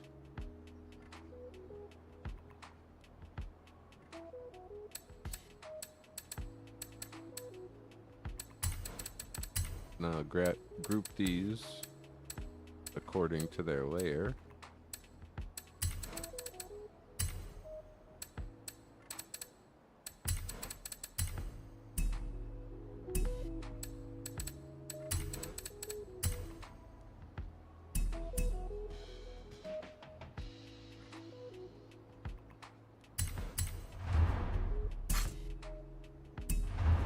And we'll just keep working our way along till we hit the front.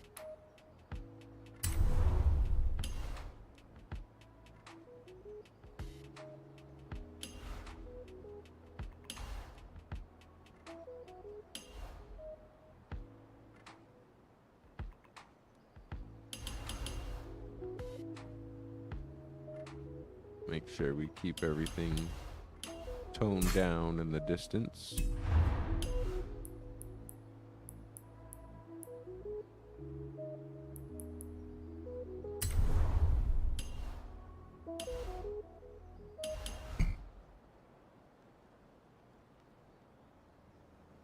And I'm trying to keep gentle angles on the circle that would mimic slopes or just different changes in the terrain.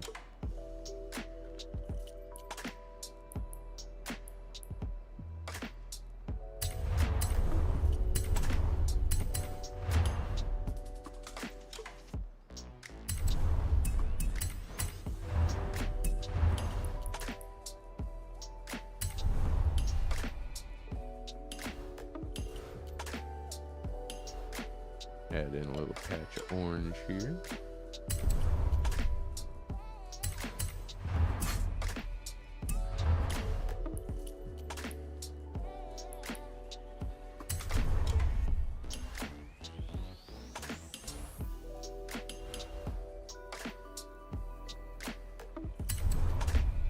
Step back real quick. Kind of compare it to the other side. Make sure I'm not getting too bright.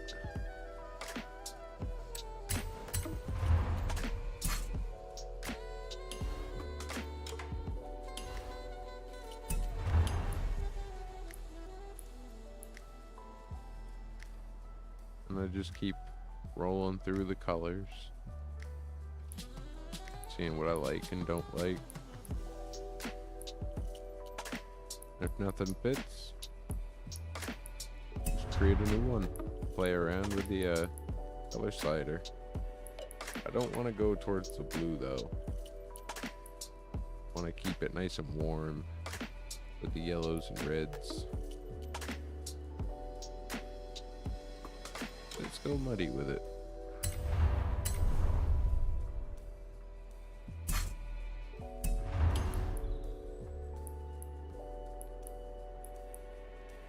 And we'll put some bright green down here by the shoreline. Lots of water, so you know the vegetation's healthy. Put this one behind both of these.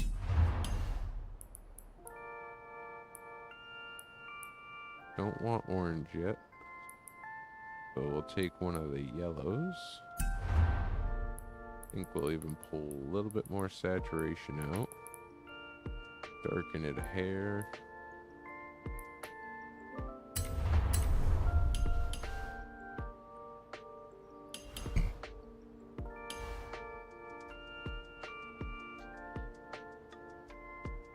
Something like that.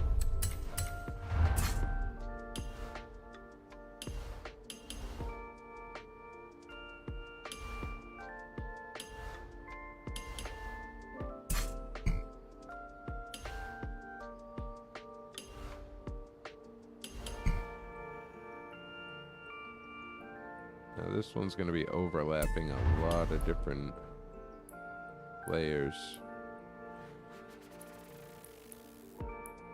So I'm going to have to turn that transparency down.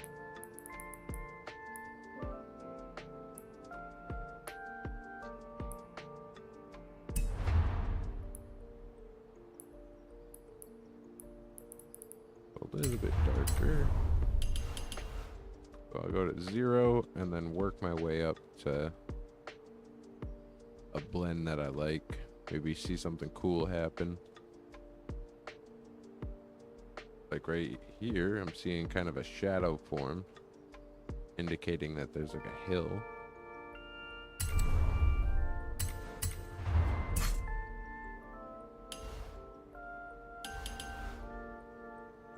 And we are getting closer, but we're gonna start bringing that transparency up. Gonna use this to create another hill.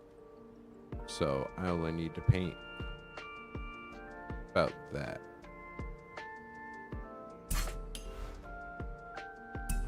Let's see, let's grab some yellow. Nice bright yellow for the hilltop.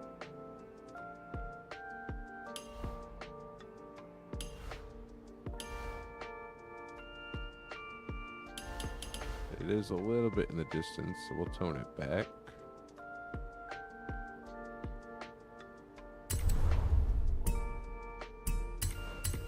Underneath these two for good measure.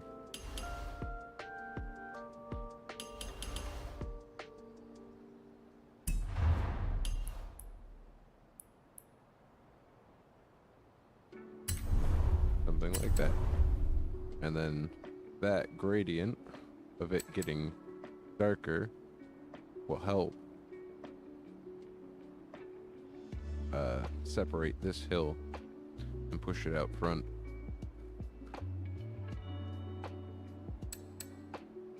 Grab this piece.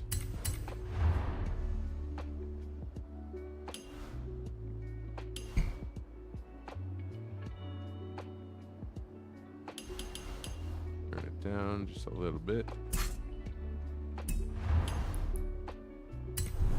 Grab some yellow.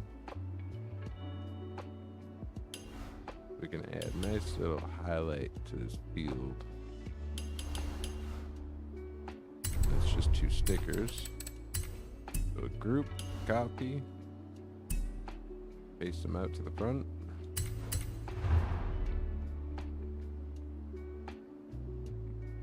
And you want to do this every time.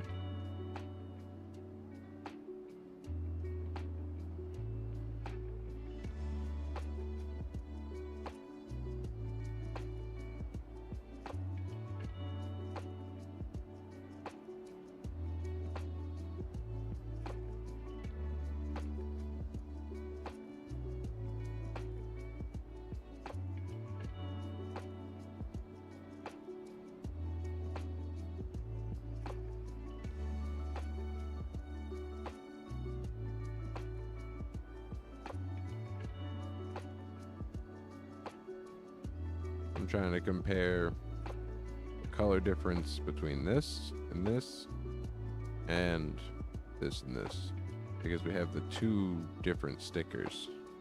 You got the one here and then the big one. So trying to compare both and get a really good blend between the panels.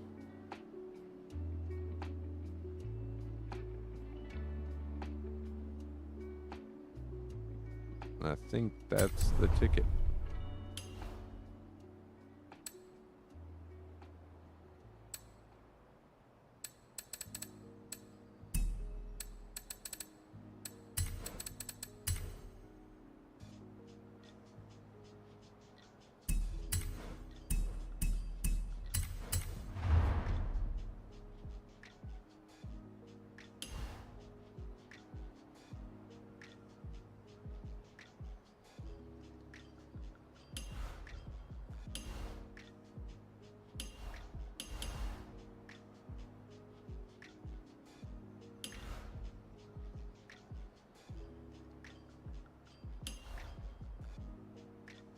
Let's see.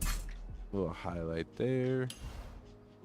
Let's go ahead and imagine the lay of this little ridge here.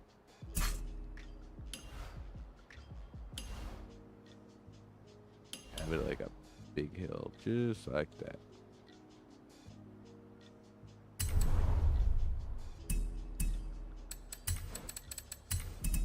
Oh, Lord. That double click, it kills me. At least it hasn't happened to anything big yet. I'm sure it will. Stay tuned.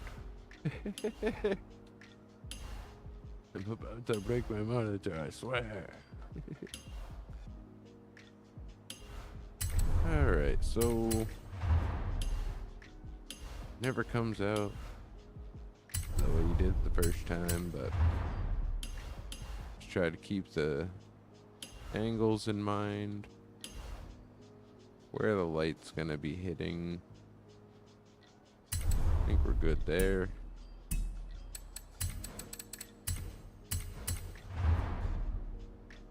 Alright, let's start adding in some fun colors. And we do want to brighten it up, that's right. Because we're working our way closer. Make sure that this yellow is brighter than the one behind it.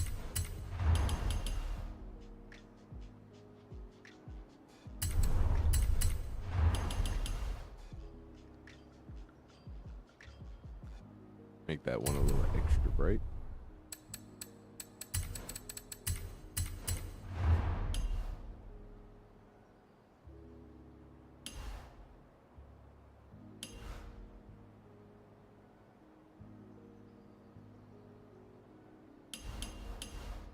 When I'm working with gradients, I like to use that flashing highlight to know exactly where the sticker is, so I don't get too much unseen overlap. Let's see, let's go for some orange. I think some orange will look really nice in here. Don't really have any in the background behind it.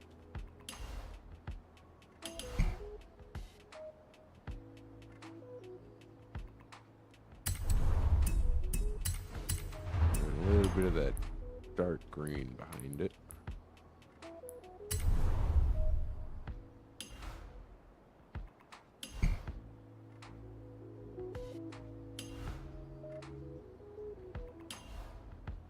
Not exactly sure what's going in front. Let's see, how we looking?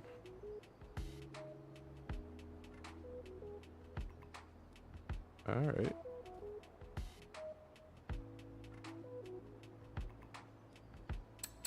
Pretty happy with that. Oh wow. We're still in the first 100 of 2,000? Oh, my hope just went way up.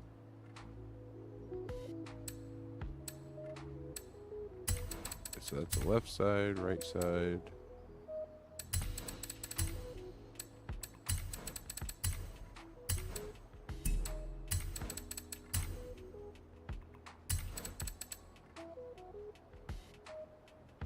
Actually,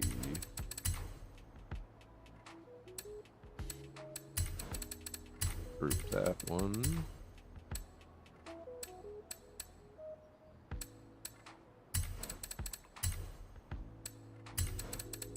We can keep the different layers separate. So this one's closer, that one's further away. We'll add the next one in front.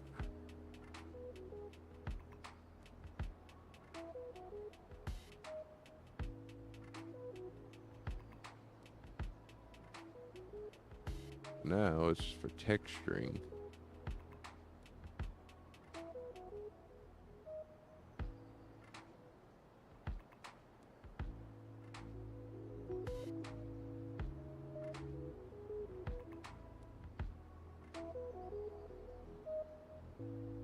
Now this is where we really get to have some fun,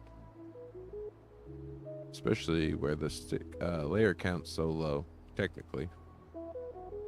I was expecting to use like 200. What was ended up? Nope. Whoa.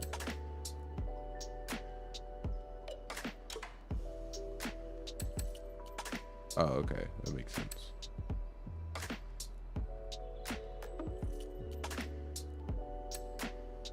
So 41 and 11. There's only 52 stickers.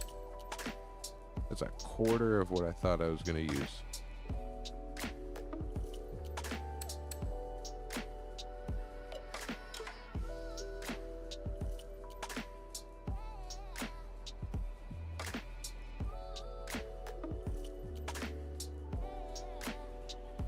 Alright, I'm going to go back, review the video. I want to see what colors pops out on top.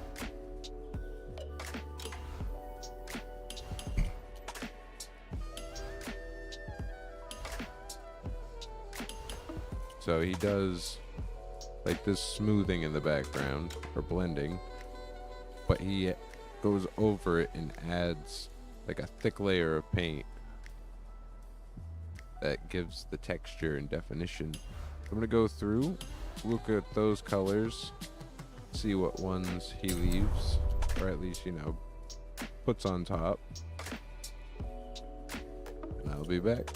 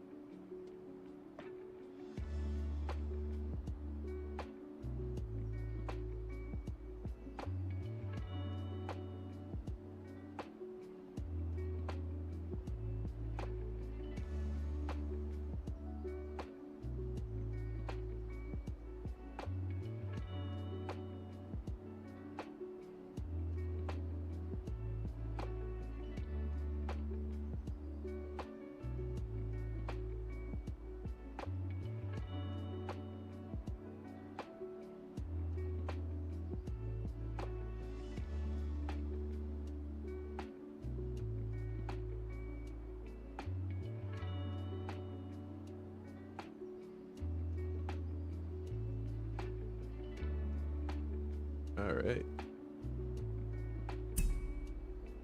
We're back with the further installment of Bob Ross Mighty Mountain Lake. Let's do this.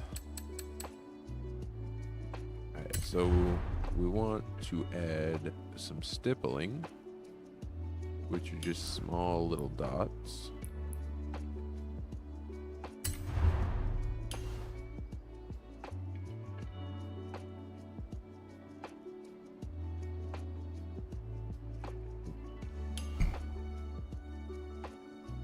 And we want to try to add them to the tops.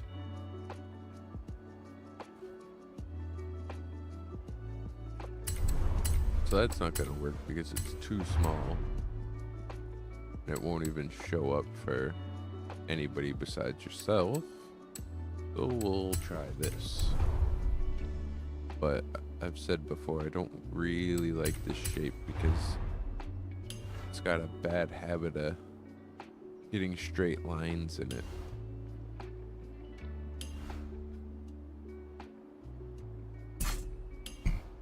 Go there. Switch up the color a little bit because we're coming up the hill.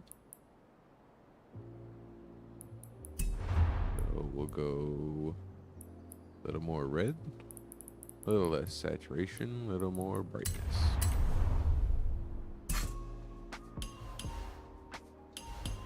We'll rotate it to kind of get an angle like the hill's rolling down. We're gonna go a little bit more green.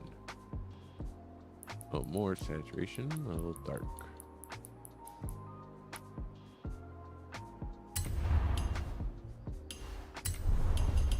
And let's turn the transparency down just a little bit. Alright, 3 stickers. How's it looking? So you want to lose it at a distance because where that lands so far away, you're not going to pick up a lot of detail. But when you zoom in, you want to start to see a little bit of it. Pretty happy with the results there, so we'll go ahead and grab that one.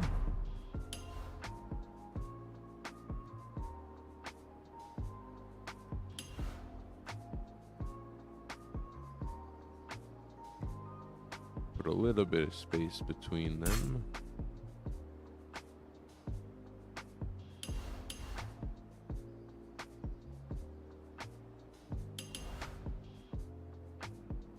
Do a little rotation to keep the texture random. Let's see, go through our little color list here and see what looks good.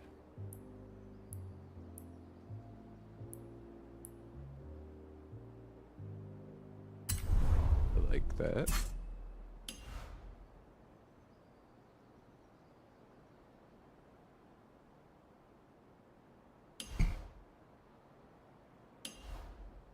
And a little too big. Something like that.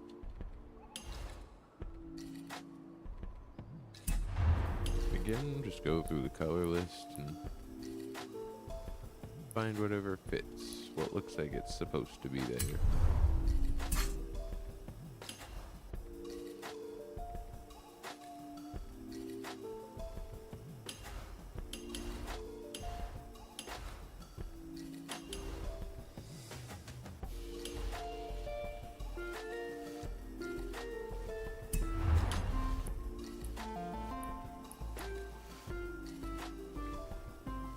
Thinking it'll get a little darker, like the hills rolling into the back there.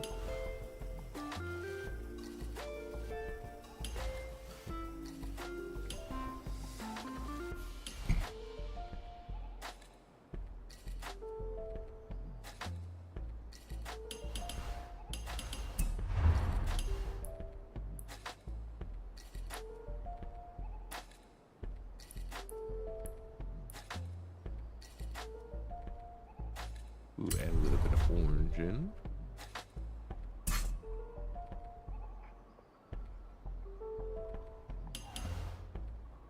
see, we'll have the ground level off a little bit. Rotate that flat.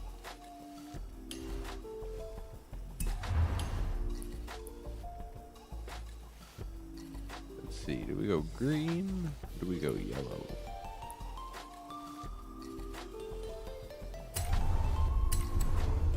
A little bit of mix of both.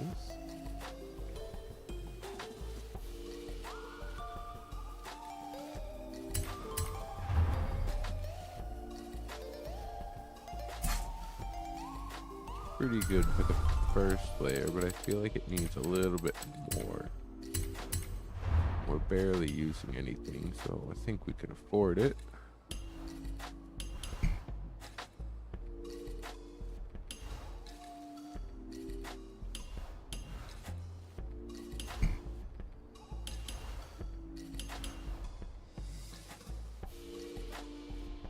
Let's see, where would the light be the strongest?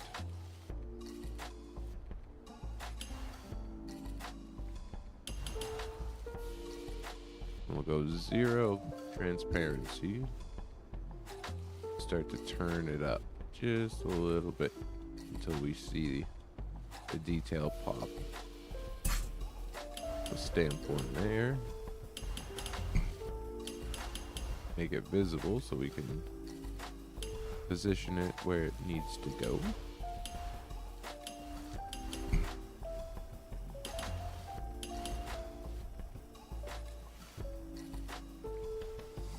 Let's pick a different color. Let's go wild. Let's add a little bit of red.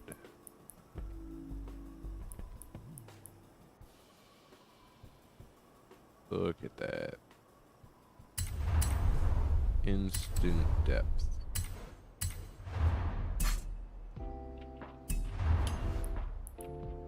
Go back to a color we can see.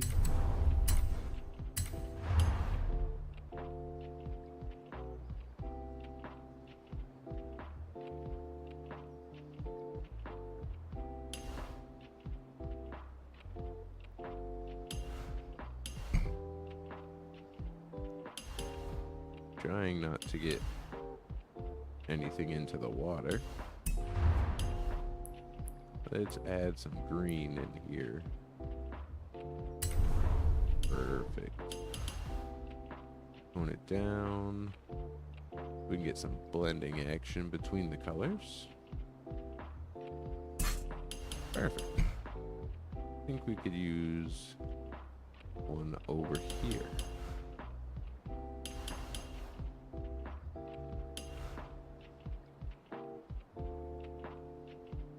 If I can see what's going on.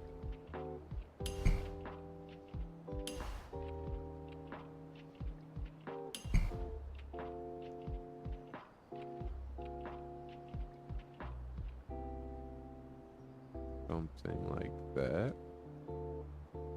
I think we'll leave it the color we got.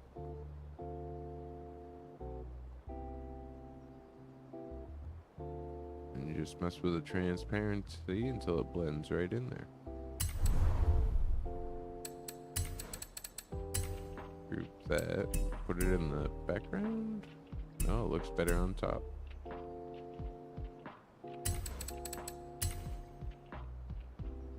Take a step back.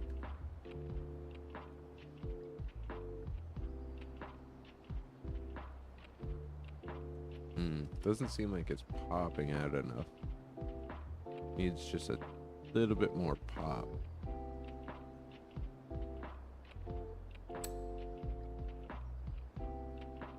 See if we can do maybe a little copy pasta magic.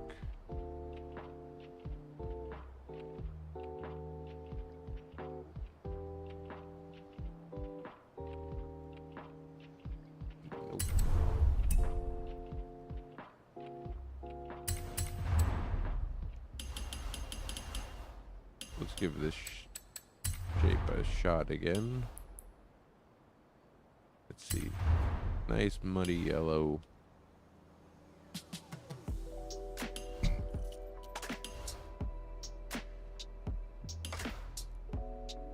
We're just gonna try to hit the tops of these little hills and create some highlights.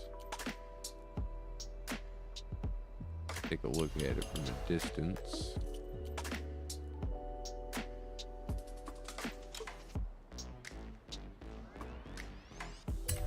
Now, let's say we move it to the background.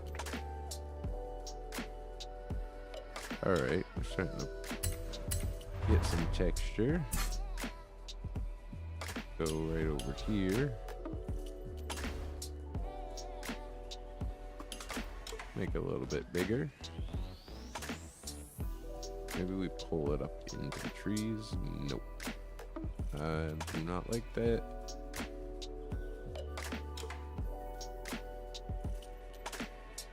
That's not too bad, actually.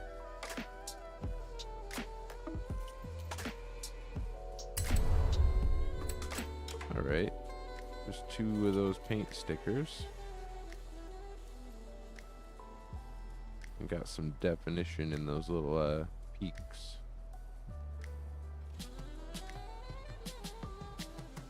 Maybe now we'll go in behind that with some dark. Maybe we pull out our background color. See how that does behind everything.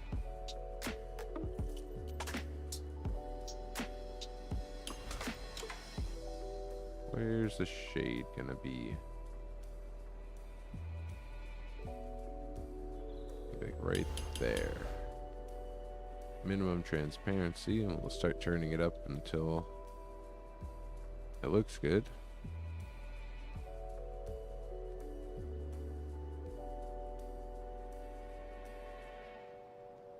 Just trying to create some contrast between the highs and lows of the land.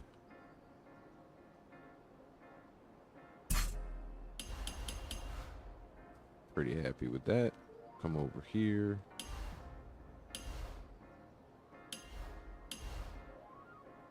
And I want to try to create the impression that the light is fading off.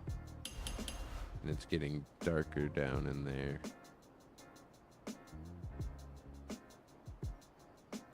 Try to keep this one a little bit more transparent.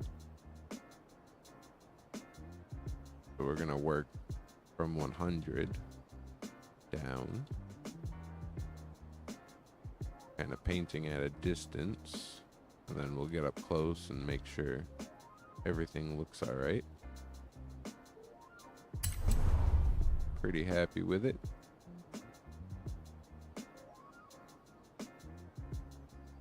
Do a quick step back.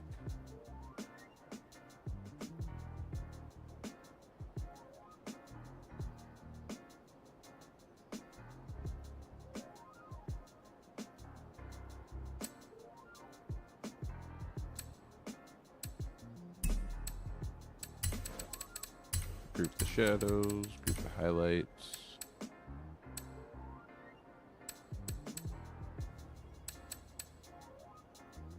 Actually, we need to grab that shape.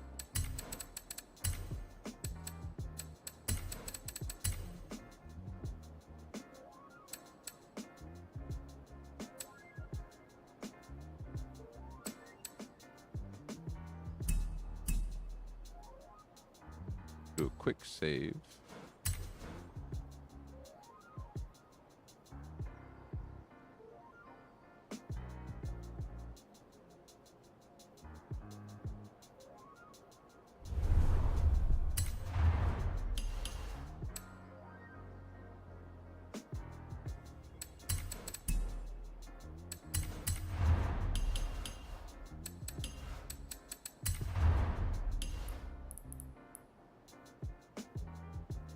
Now we're working closer. We're going to want to start getting brighter, more vibrant. Let's go a direct yellow. Some more brightness.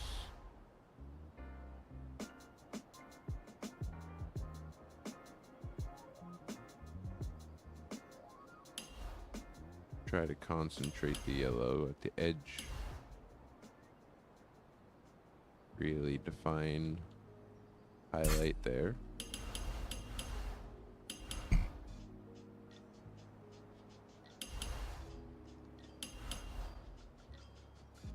And because we're getting closer, we're going to want to try to create more detail. Make it easier to see.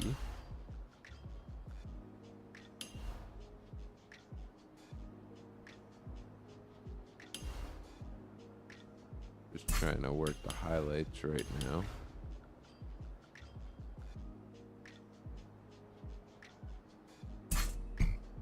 Where do you think that light would be shining?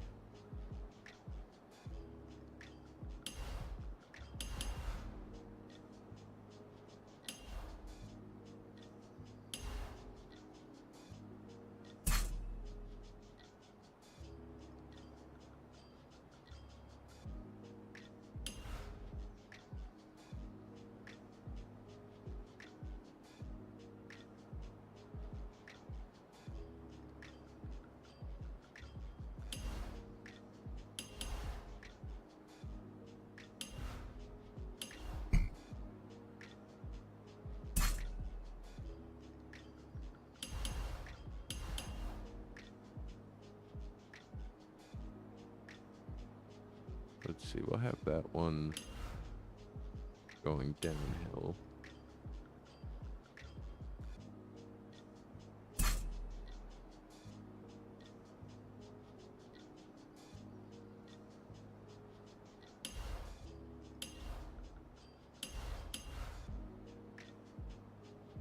Tiny little highlight there. Just picking out those hilltops. And while you do this, it is best to paint both layers at the same time. But I guess I don't really have anything for the same depth of the painting.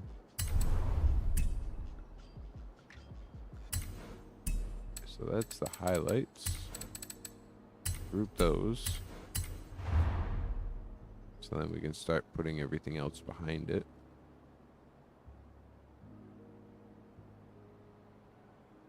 I've lost the sticker yet again in the depths of the limo. There it is.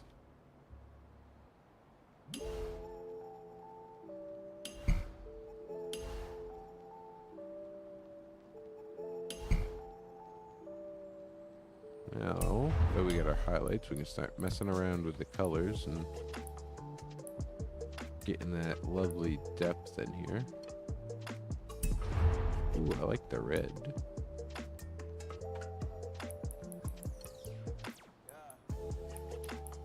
Working closer to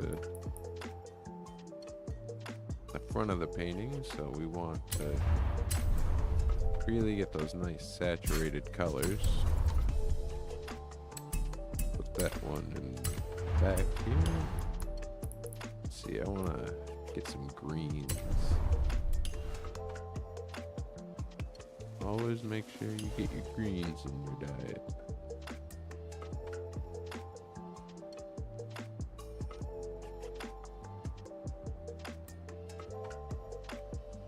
Contrast between the green and the red, a little much for me, so see if we have a different tone that will work better.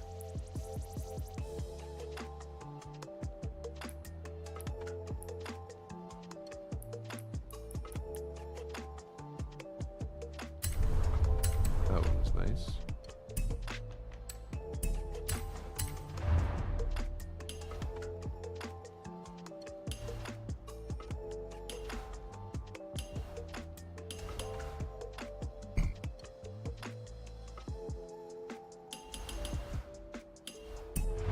Alright, which color?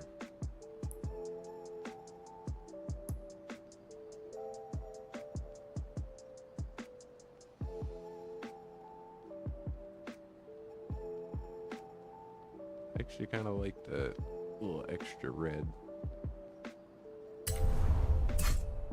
Do that, and then I think we'll add some yellow on top.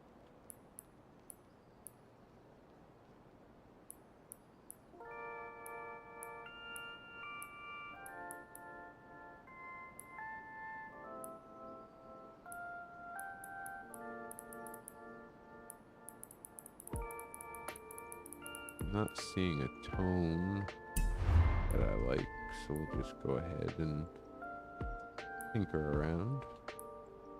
Find something that suits that part of the grass.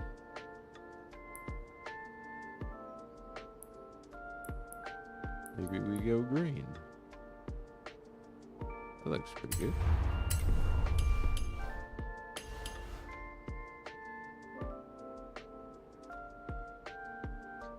Because it's so bright, I'll put it up close to the top.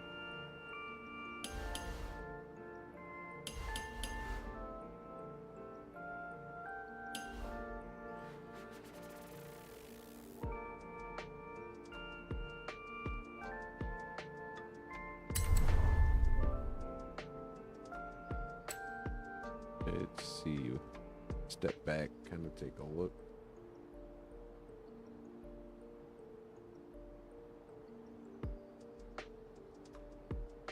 Not the biggest fan of it right now.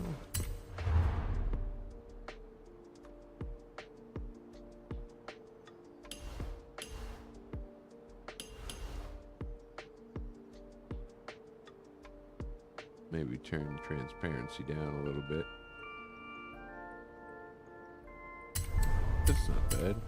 We'll add a layer on top, and that might blend it all together. A little bit of yellow.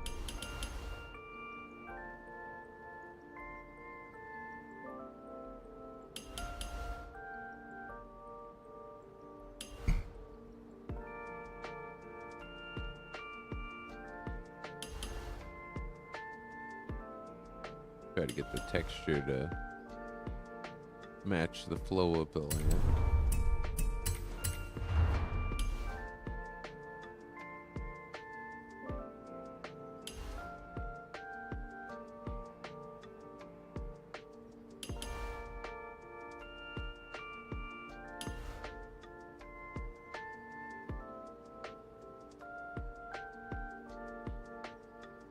Oh, that's pretty cool.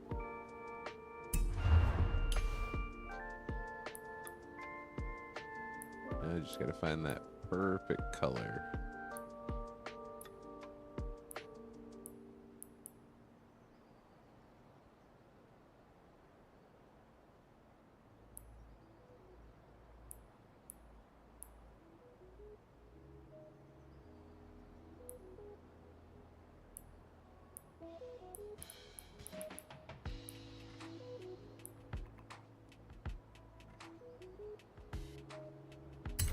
Right about there.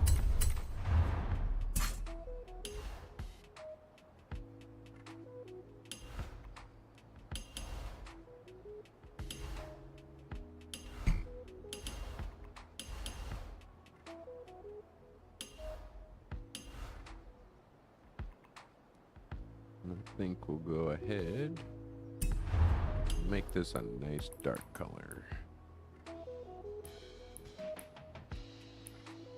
We don't want to do the shadow yet.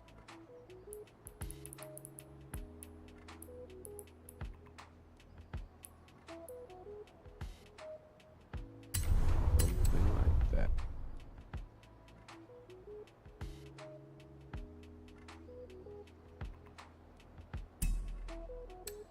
Right, so there's the color mix. The highlight, the color mix. Now we're gonna add the background. Make it an easy to see color. Gonna try to stretch this as far as possible.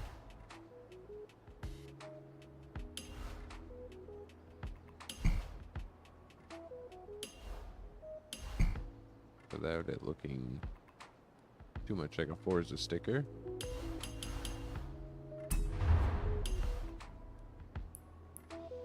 Now we just need to find that right color.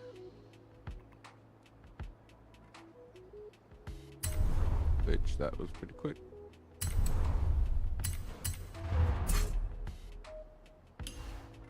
Make this one a little shorter.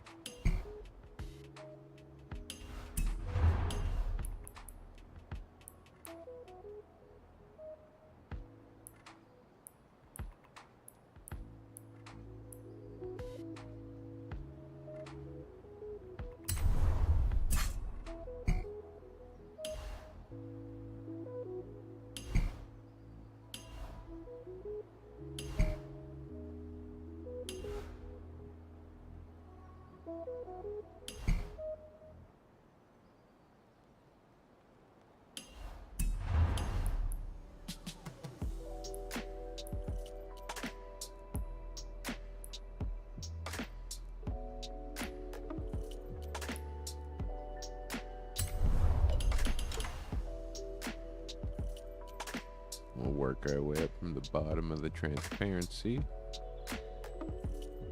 because we want this to kind of hide behind those details. Do the same over here.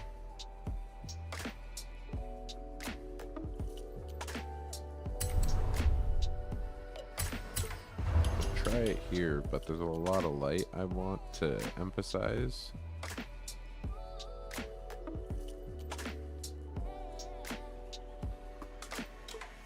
Yeah, we'll leave that max.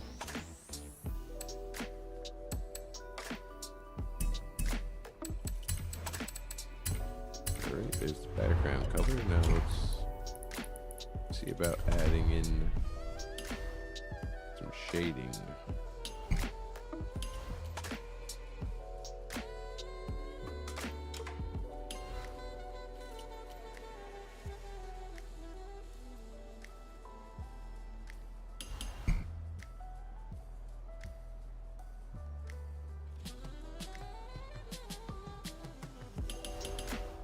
Little too intense. Turn the transparency down.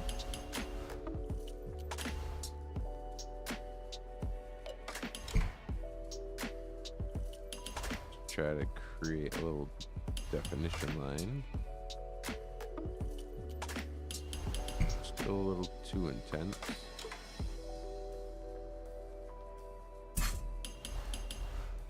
I think we'll add another one in here, just to try to fill it up with some texture.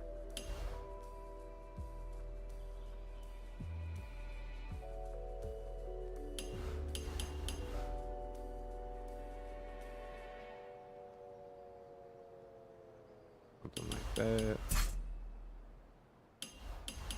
And let's see. We got this little valley and depression in the hill.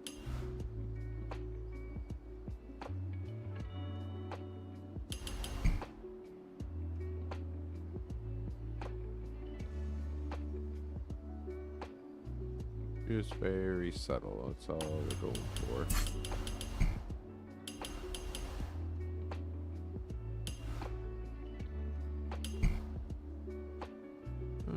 Let's add a touch here to the tree.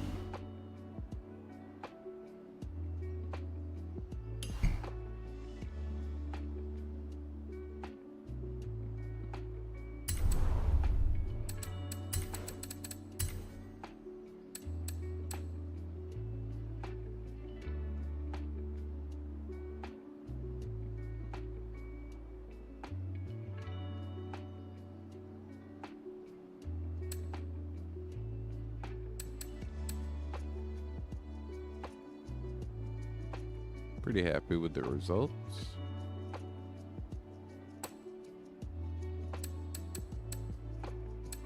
Let's ungroup this real quick.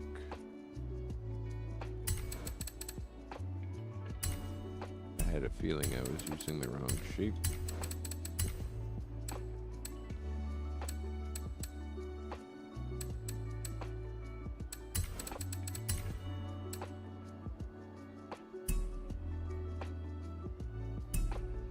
We'll get rid of those.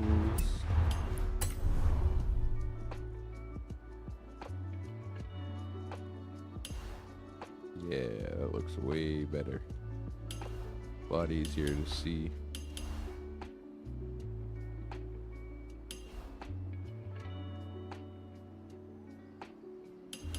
And it's alright if it goes into the water a little bit. With this color, go minimum transparency, work our way back up.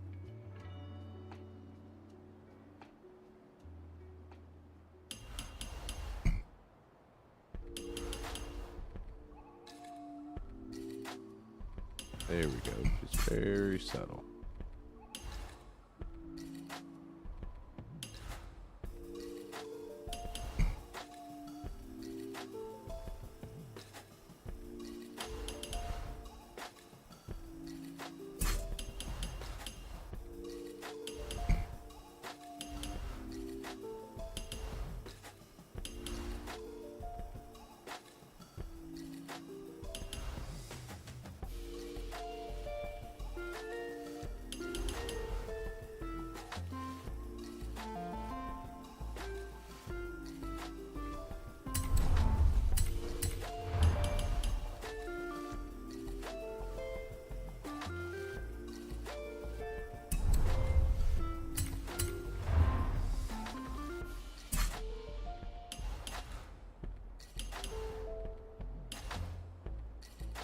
Put this one coming diagonally out of the corner, and where it overlaps with the other two should help create a nice dynamic. Alright, so we copy that. We can use this for the highlight, which I want to say is this color. We'll add a little bit of saturation, more brightness, bring it to the yellow.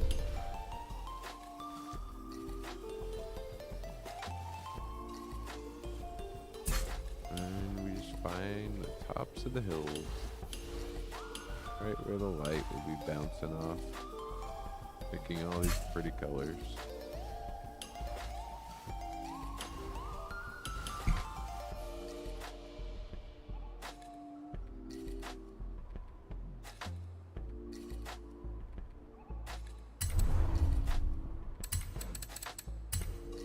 Alright, so shadow layer, highlight layer, background layer, texture layer, and secondary highlights.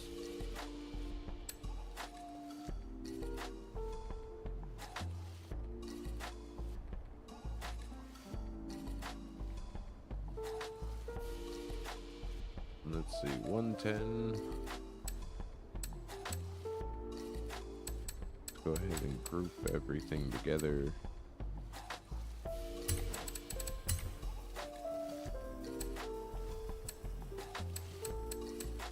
Do another quick save, just in case my controller wants to do a shiesty double click on me.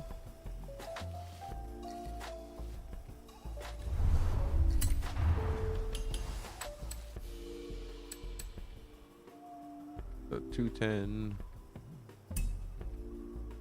67. So 44. Ah, okay. Hope for this just keeps going higher and higher.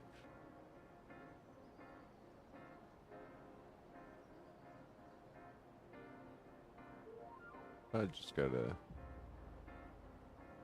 cool idea. I don't know about how I'm gonna get it to look, but almost looks like this land comes down and then actually like doubles back.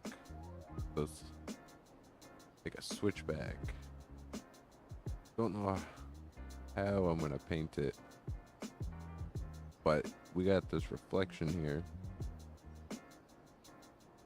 so if I add that in there, it'll play off of the curves of the car.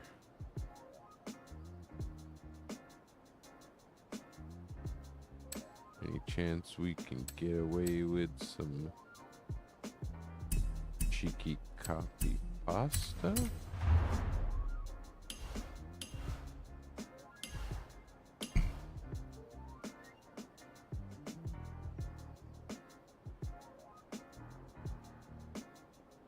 Not bad.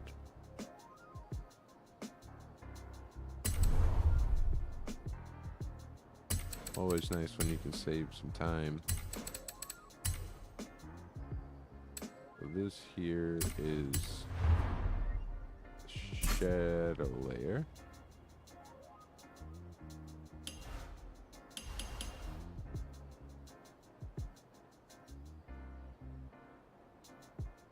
Turn that up a little bit.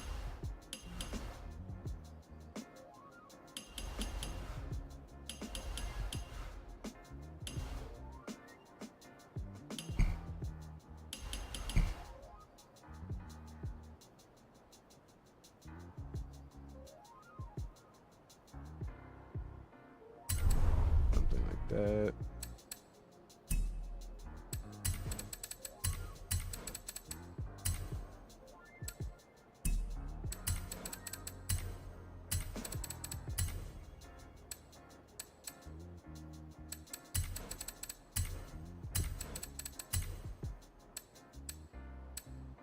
Trying to cut out any hidden stickers.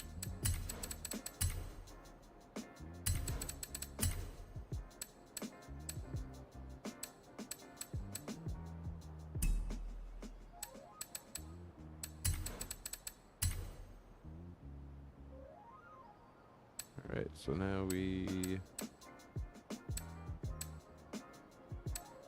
go into one of the texture layers. We'll go right here. Need a little bit here on the saddle to kind of define the edge. Kind of see what's happening. And that's also going to clean up the fuzzy edge of those gradient circles.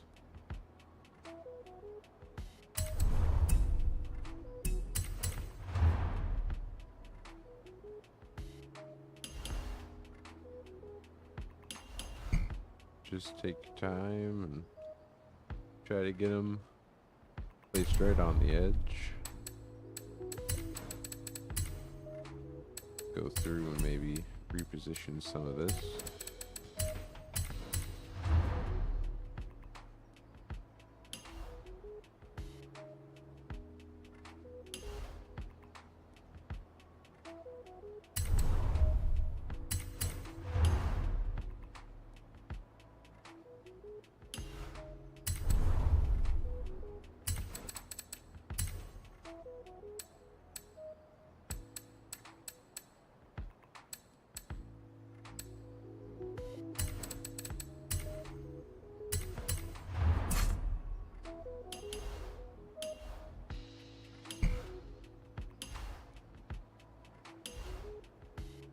Kind of works with my idea of a little switchback here.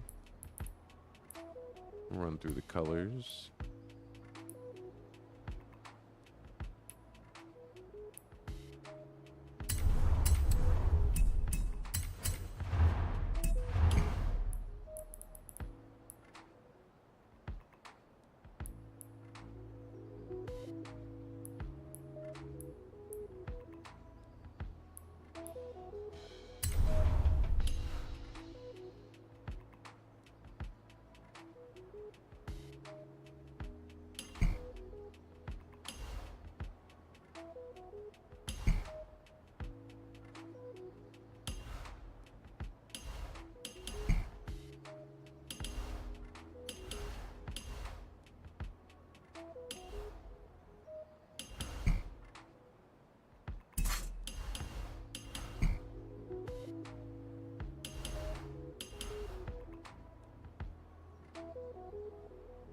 All right, you're getting something. So I think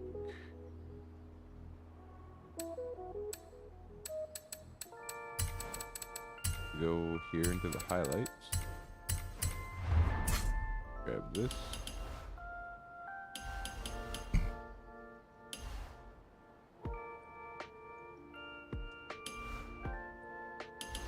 Do something like this here. Highlight that's the top of a ridge. While we're in here, we're actually going to increase the transparency of these. Make the highlights a little stronger.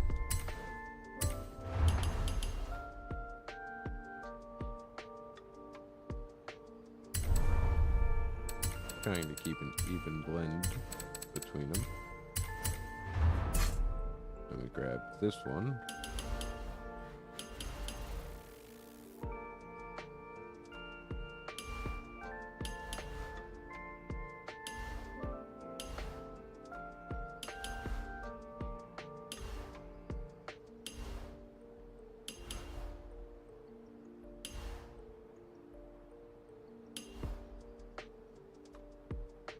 Something like this. Again, mess with the transparency to blend it. You want it to pop, but not too much.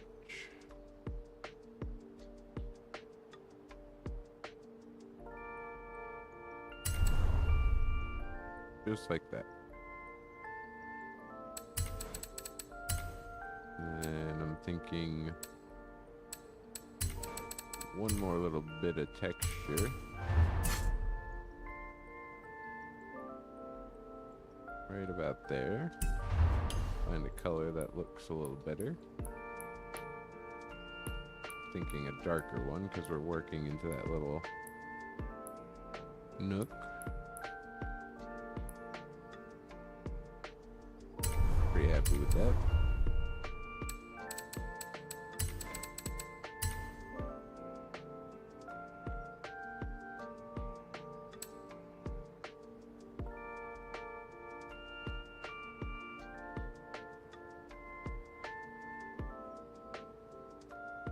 And if you just take your time with it, it'll start coming out.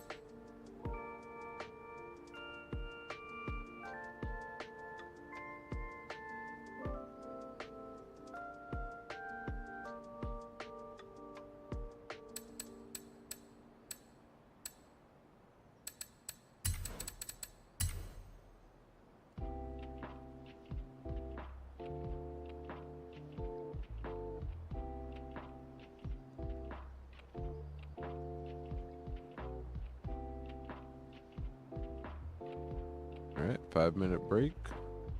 And we'll come back, finish that bit of grass. Grab those. And I think that's going to be it for the day.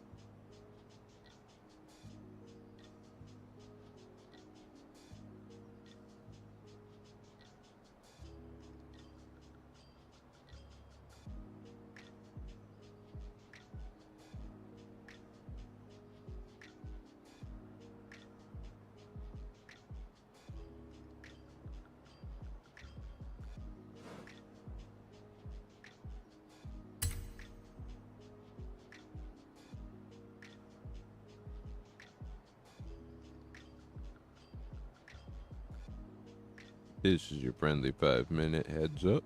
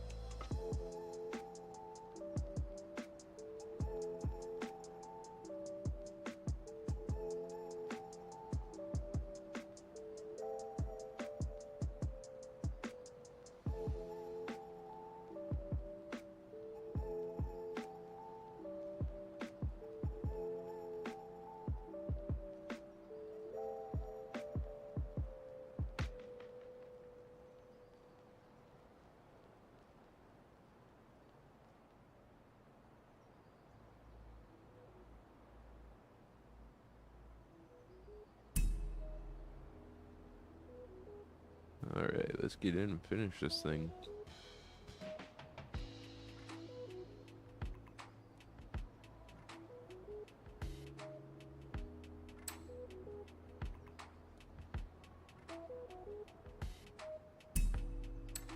See if we can't use a little copy pasta.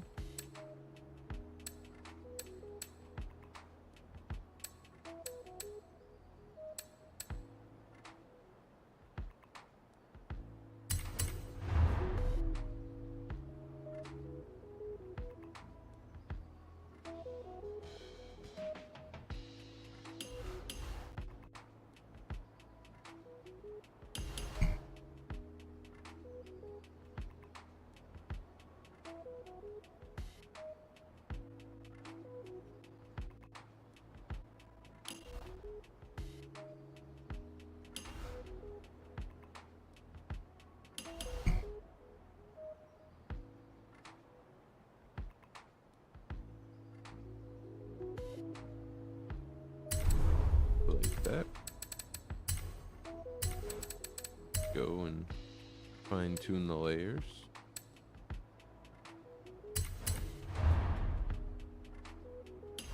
We are gonna have to grab whatever goes over to the rear bumper after.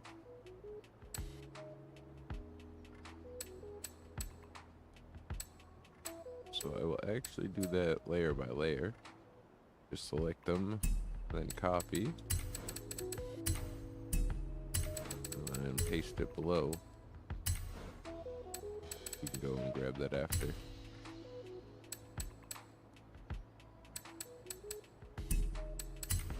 thing, copy, paste it.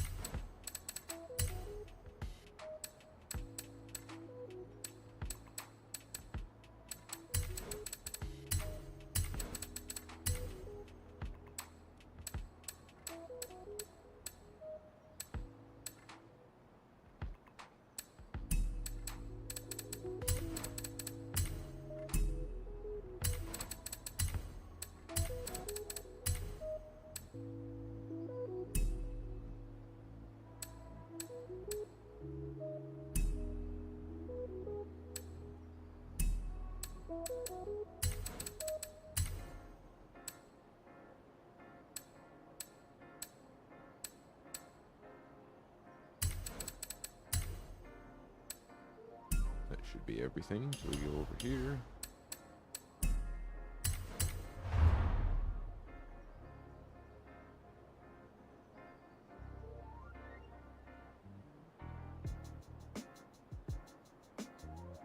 Let's see.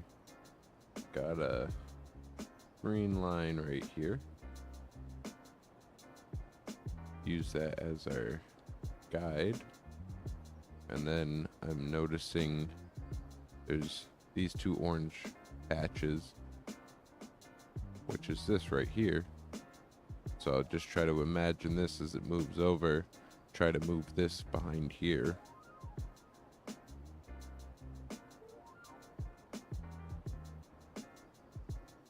And you should find that exact point where it lines up.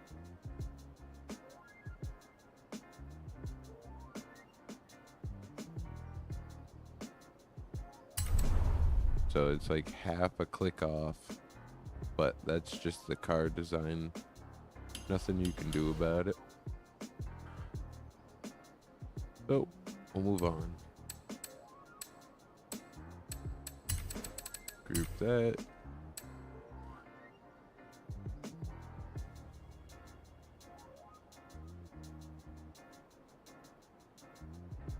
We'll work our way over here.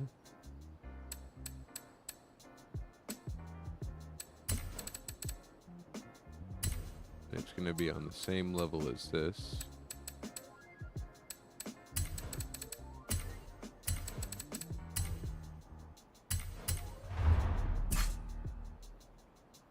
So we'll start with the highlights, try to pick out where the tops of the hills are going to be.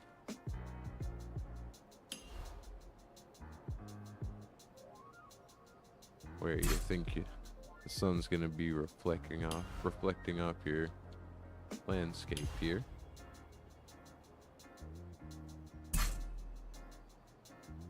Let's see, we'll have a little hill rolling down this way.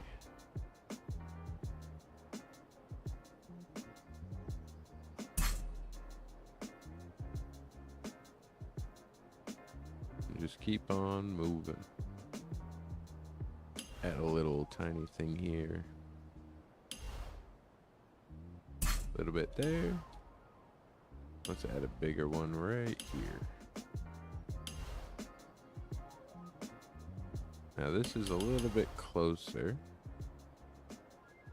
So we'll turn up that transparency.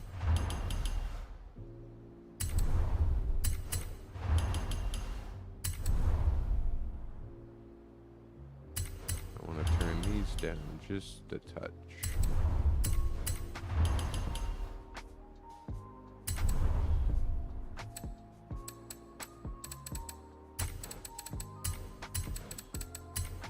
This is also why organizing your layers is really good, because I can just tear these layer stacks apart and figure out how everything was painted. Sometimes you forget how you did it.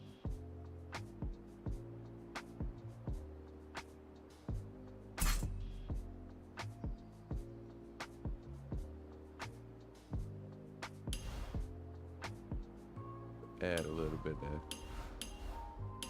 shade coming out of this forest here.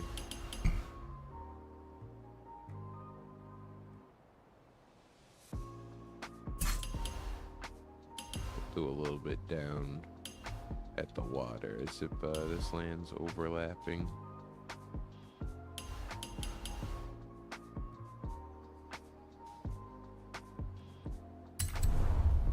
Actually, you want to turn this down just a little bit. Blend it in so it doesn't stick out. And we keep moving.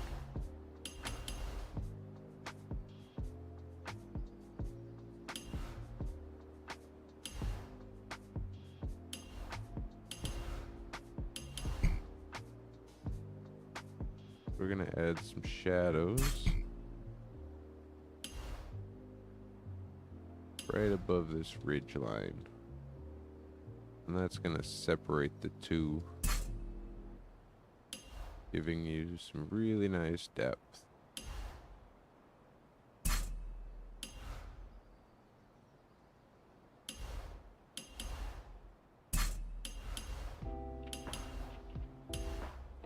We'll make this one a little bit darker.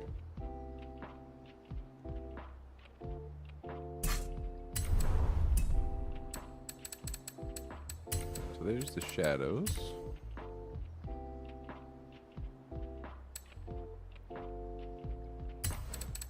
Now let's grab some filler.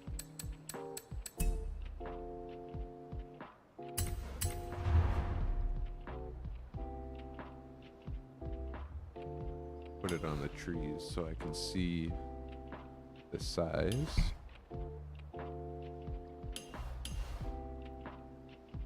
Fit it in there, try to get the texture to line up with the lay of the land. And let's go through the colors. See which one looks good. There's already some orange and yellow there, so I'm thinking one of the greens.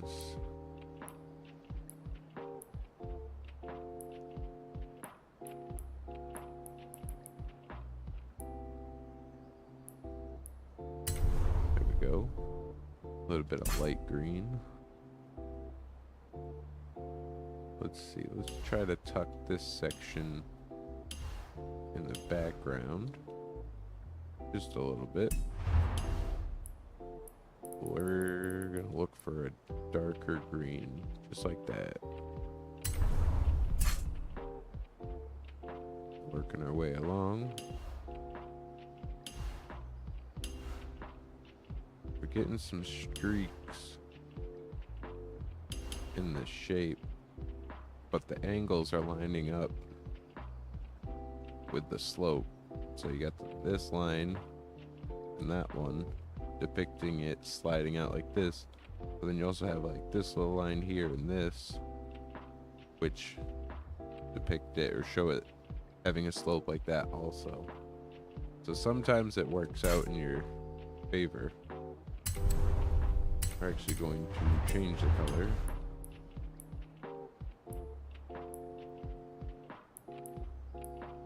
And this is the background, so we don't want it to pop too much.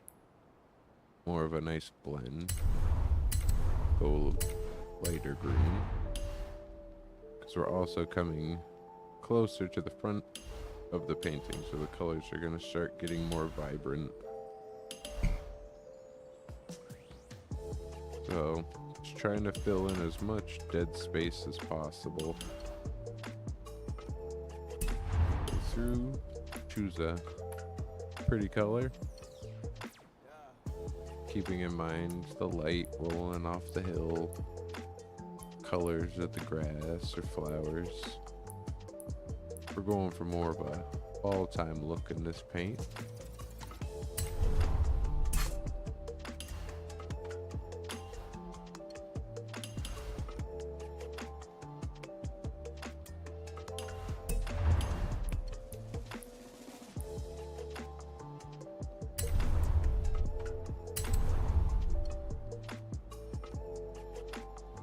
Just kind of compare it to the other side. Looks pretty good right now.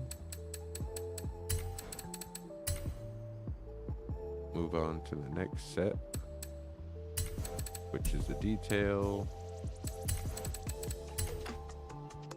And this is the final one.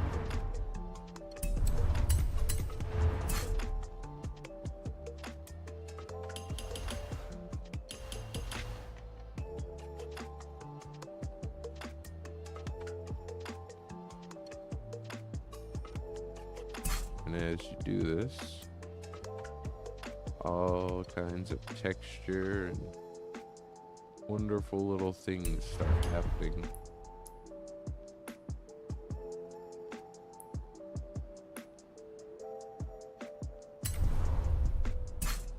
Showed this paint to a group of players, try to get a feel for how it was coming out, and one person said that they had chills looking at it. So the details really do a lot for your work. And when you start getting the hang of it, it really becomes fun. You just start flowing with it, working the land. You can start imagining all kinds of worlds, beautiful landscapes, and then you get to bring them to reality.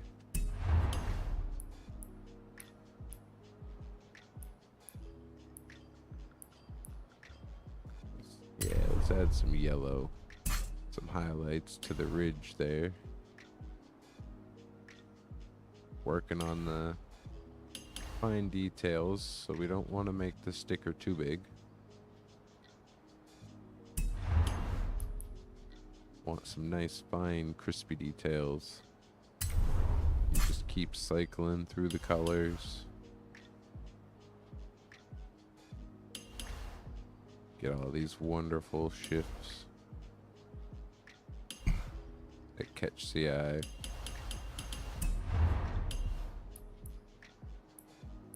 Let's see, where's that red? Yeah, let's add a little bit of red in here. Get wild with it.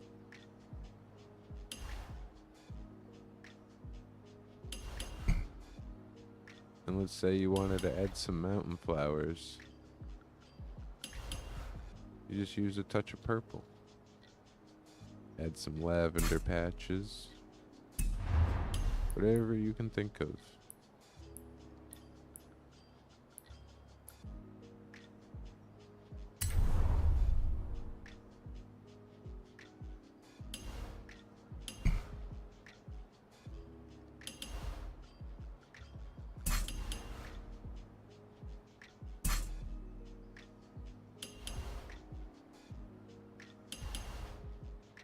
Now, if you're painting this on a smaller car, you can be a little bit more reckless with your sticker count.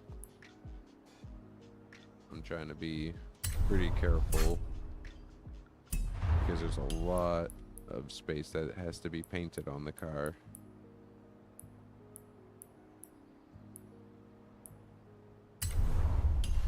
Ooh, that orange on the red looks really nice.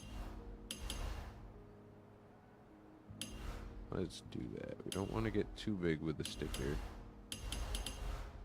And we'll blend it in a little bit with the transparency.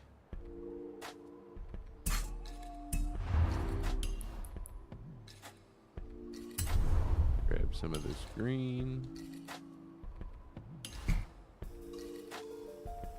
Put it in about there.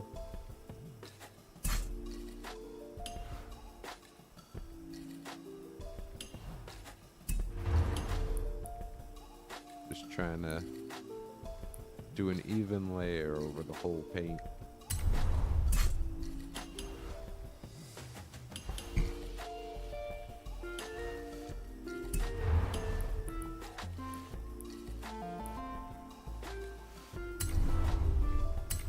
Nice green over the yellow. Step back real quick.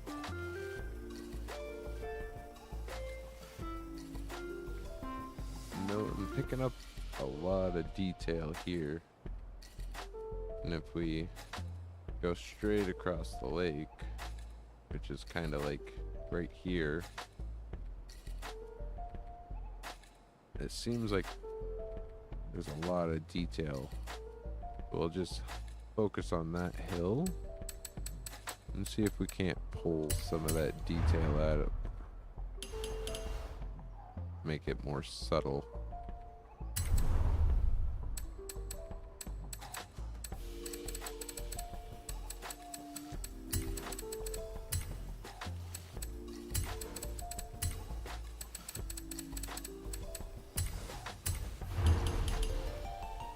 We'll go 0, work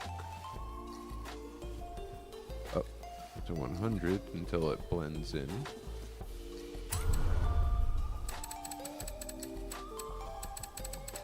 Group everything back up to keep it organized. Step back. Alright, think I fixed the issue. Still seeing something in here I'm not liking.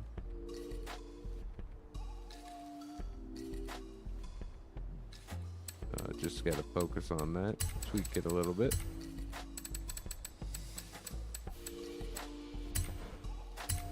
I believe this shape is the culprit. A little bit.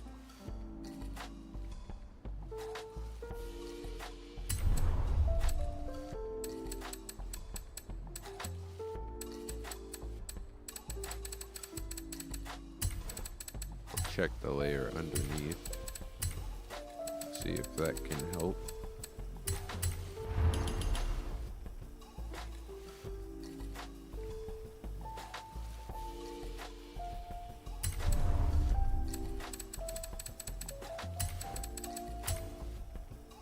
And we'll step back and evaluate.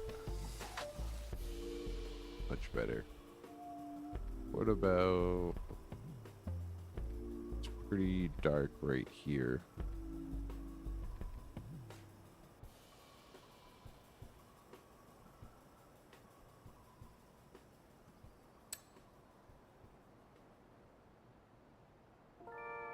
See, maybe that's in the shadows.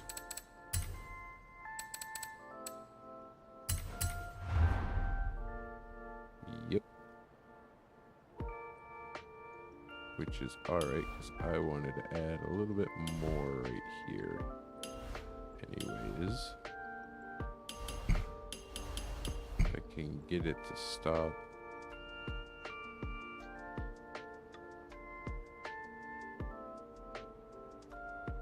Looking repetitive. That seems a little too intense, so we'll take that transparency down a little bit.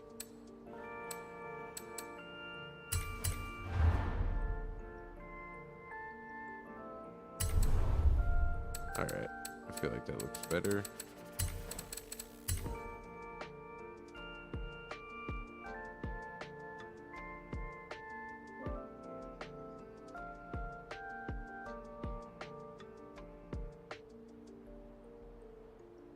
Do a little run over the paint. See what's going on.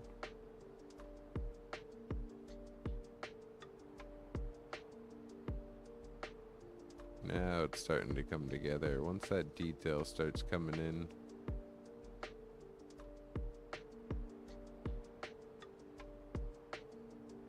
that little bit of white at the base of the trees really help give that illusion of trunks.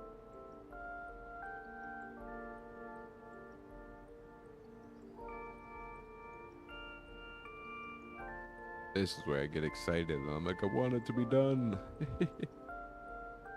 But just gotta take the time and it'll come out right.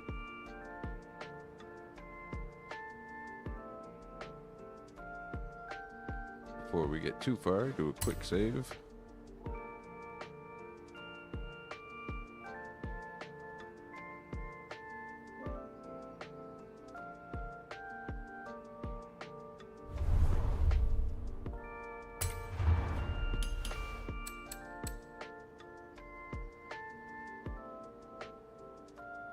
Let's go ahead and grab this.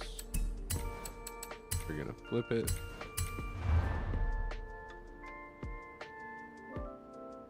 See if we can't do a little copy pasta magic.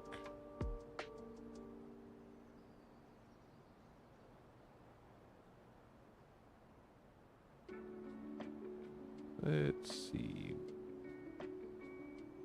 That looks pretty good. I have some of the reds. Seems pretty bright.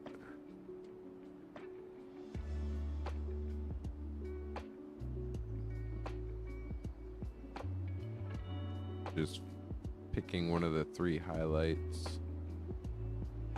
I like the middle one.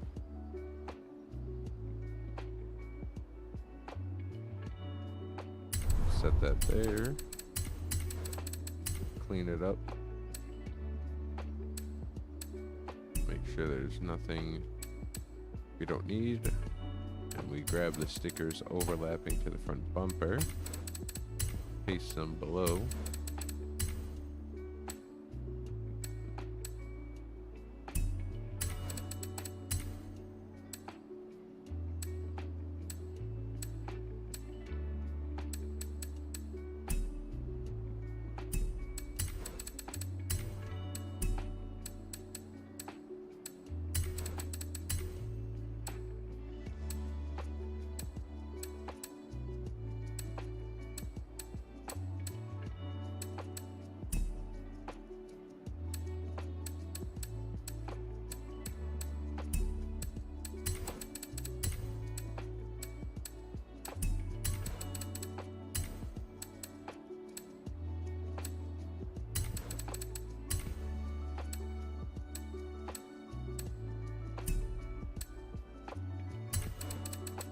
Alright, so then we grab overlapping stickers. We'll drag them over here to the top.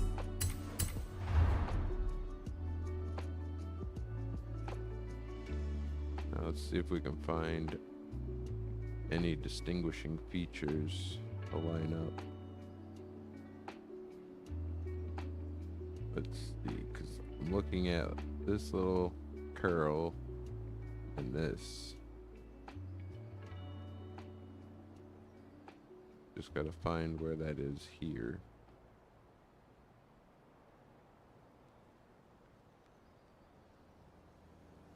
I bet you this might be that.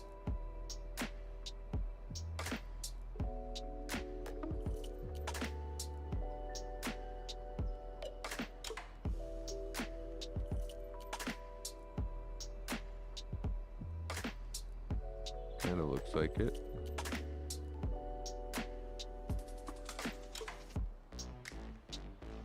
Alright, so we got this piece is this. So then there's this is the S.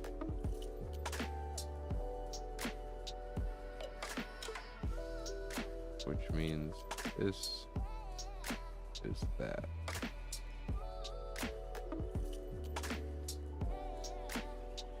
Right? This S here.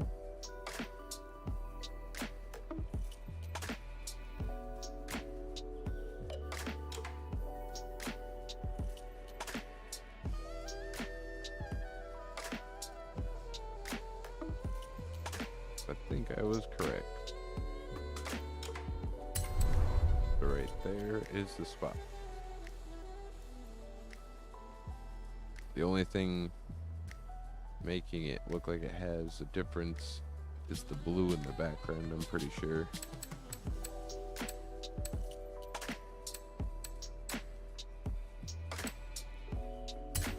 Which is starting to bug me. Let's see if we can.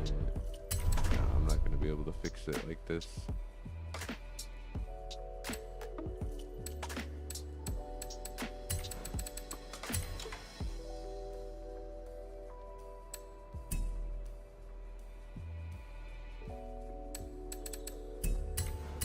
Second one. Move it over here just in case. Let's see what happens. I'd have to remove that side too to see how the blue blends across the panels. That's a bummer, dude.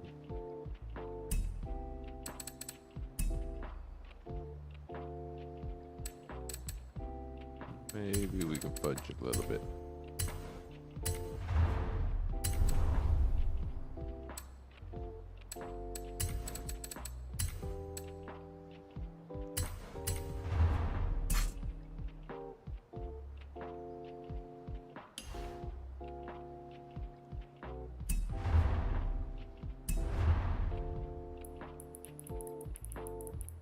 Dark, some saturation.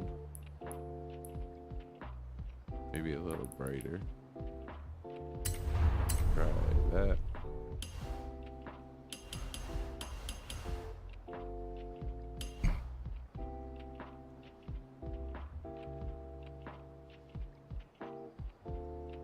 Maybe it's the trees.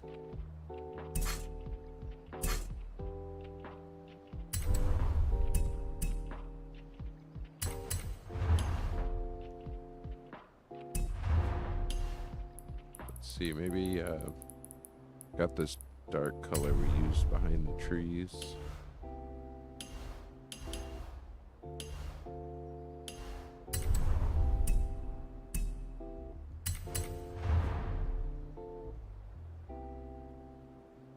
That helps a little bit.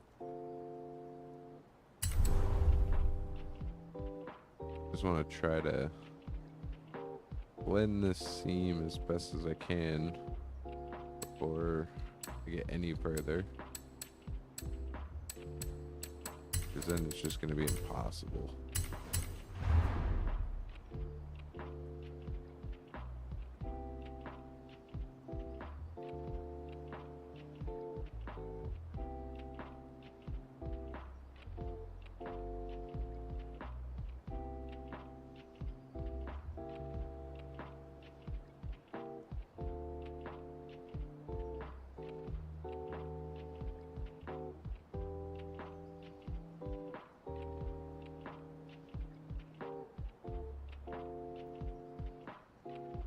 Almost feel like, yeah, that's just the end of it.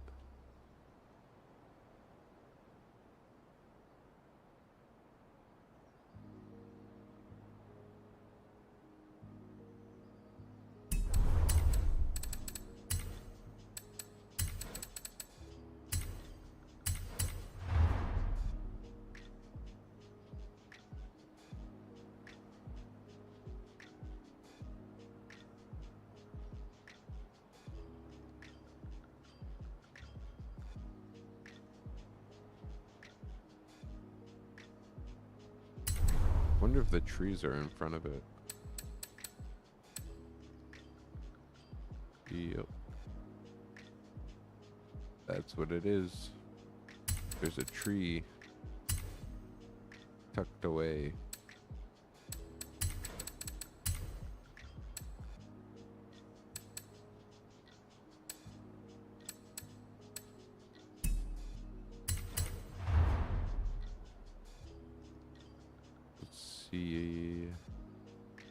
We can't use one of these to blend it in there.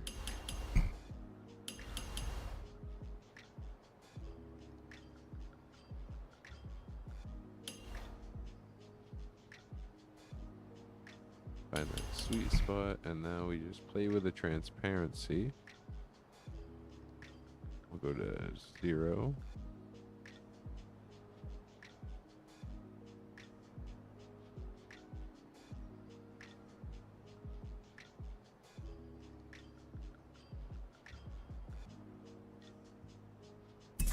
That's pretty good. It's hard because it's getting pixelated as it wraps around the bumper.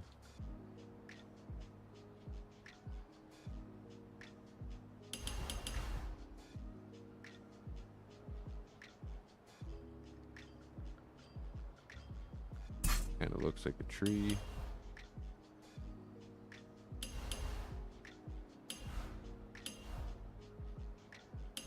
now what I want to do, a little bright down here.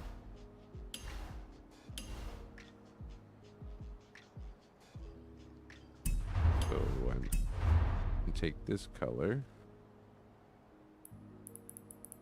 fade it out, brighten it up, try to match that gray blue that's going on there.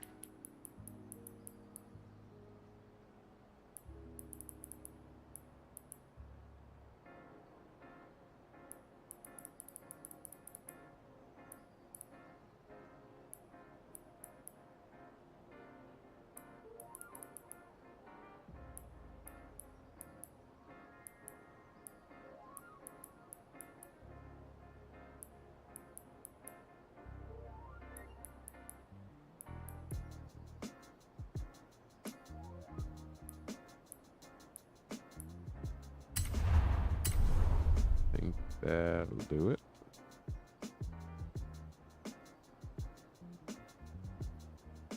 Something like that.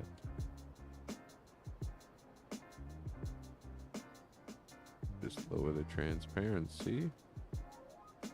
Alright, it's starting to blend together. Now, looks like the snow at the base of the tree needs some TLC.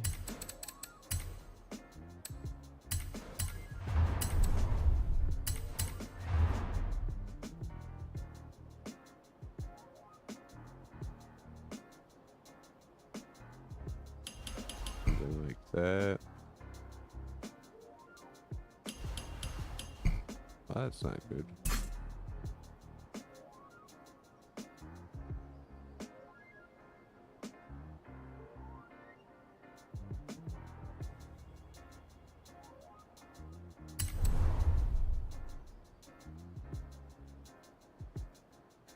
Now we got these two little stray pieces. What we'll do is grab this gradient circle.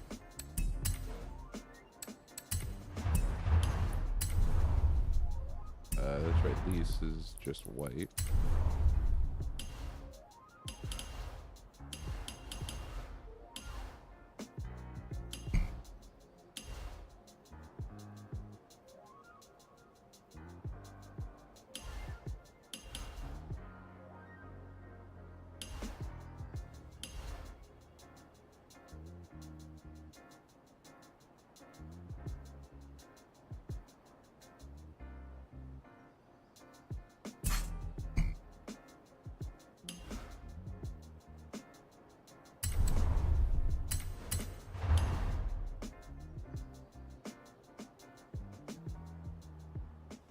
Now I just grouped this with a separate circle of a different shape in a different position. So then the sizing of this completely resets. And it's not a giant sizing, giving you that fine tuning ability. I am seeing some color. So we'll go ahead and grab that.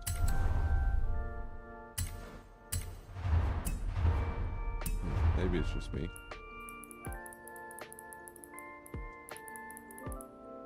I'll throw a little bit of blue in there just to be safe.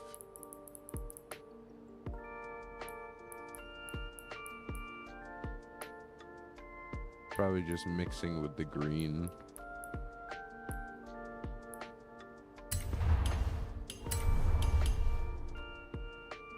So we'll rotate.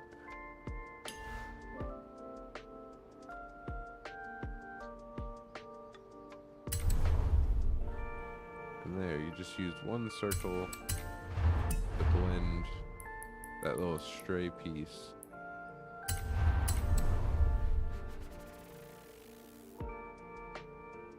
Alright. That's blended together.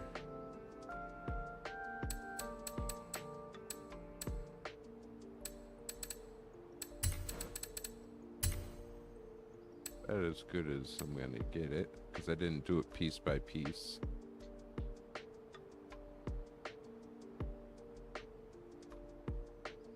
But once you pull back just a little bit, it disappears. That's what I like to see. Really nice blended side.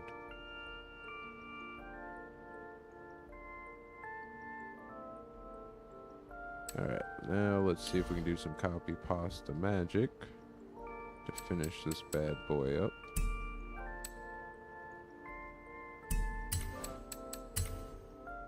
I actually put that on top of here.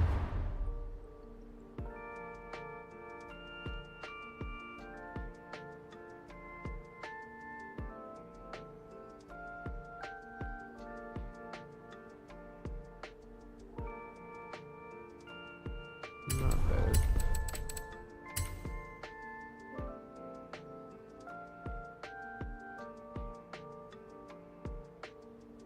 Wish I didn't have to paint the car from 3 feet away.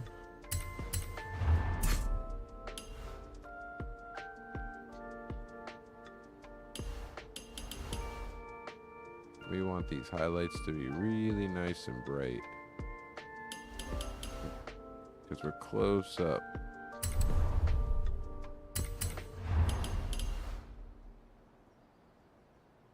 So just comparing it with the hills right behind it, trying to get a little bit brighter.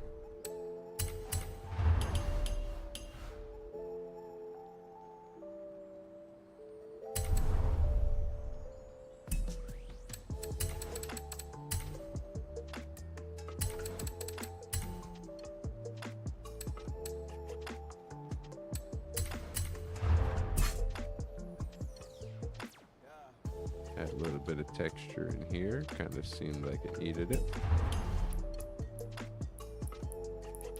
Let's see. Where's the red at? We'll brighten this up because we're up close.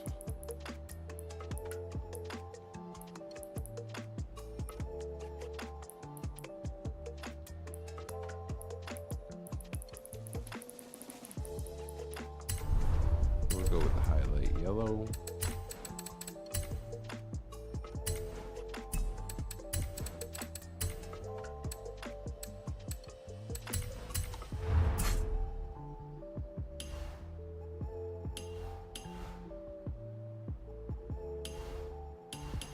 Add a little bit of red to this little outcrop there.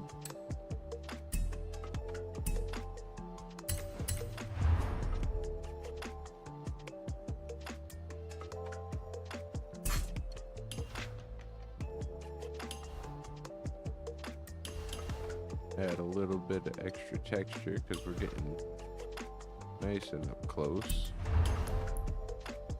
We want to see all the details start to pop out.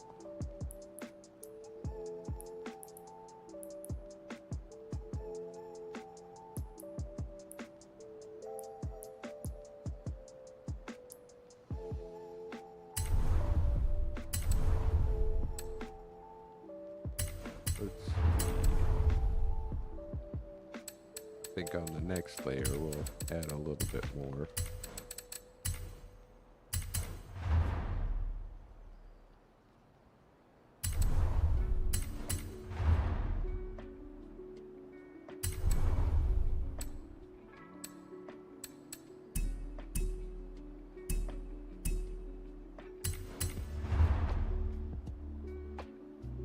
I hope I wasn't deleting anything. Okay.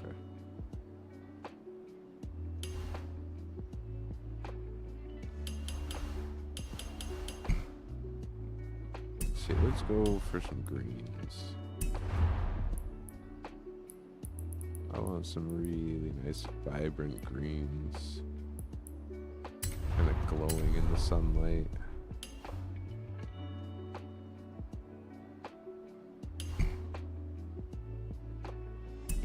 We'll go less saturation.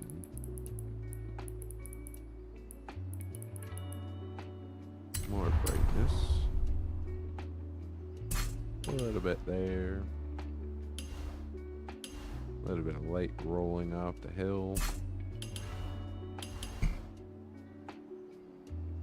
Throw some down by the water. A little bit on this.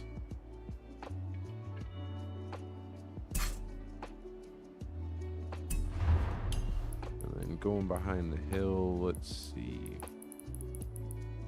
What about root red? Too much?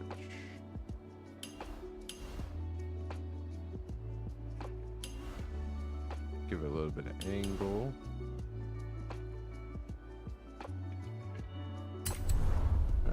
Now let's see if I can clean up the edge a little bit. Of course, it wouldn't pixelate every time I select a layer, please. Oh, it's just this shape. Perfect. I like it when that happens.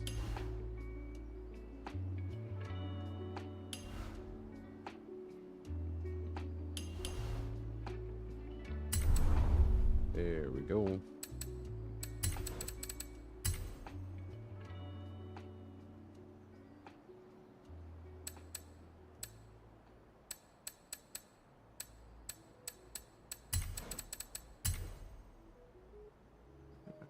Take a step back.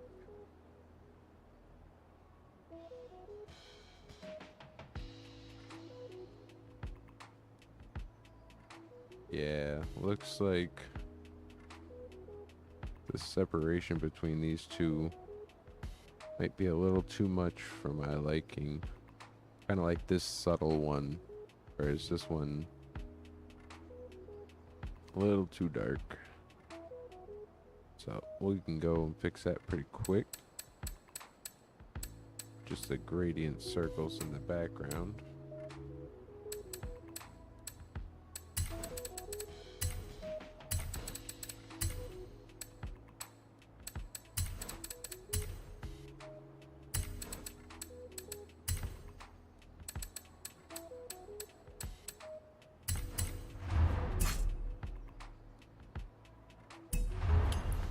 Make it an easy color to see.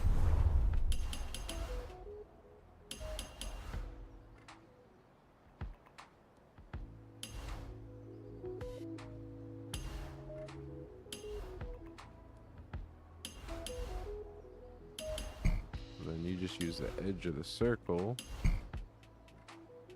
to get a good fade on it. Let's find a nice dark green right there. And then we'll go from 0. Work our way up until blend that away. I think that's good.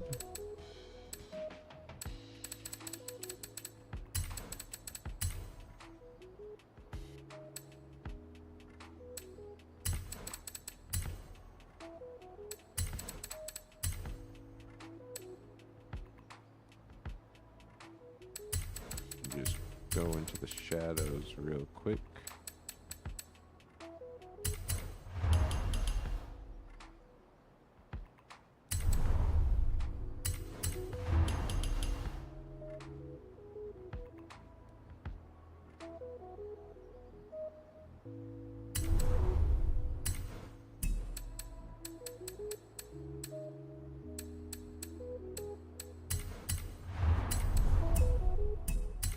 That's the culprit.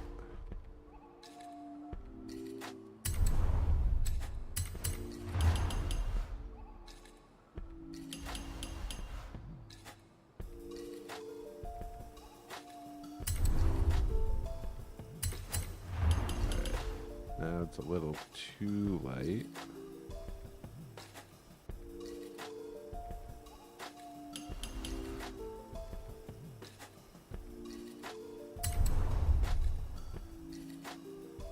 Maybe not. Well, just trying to be picky. That way it comes out really nice.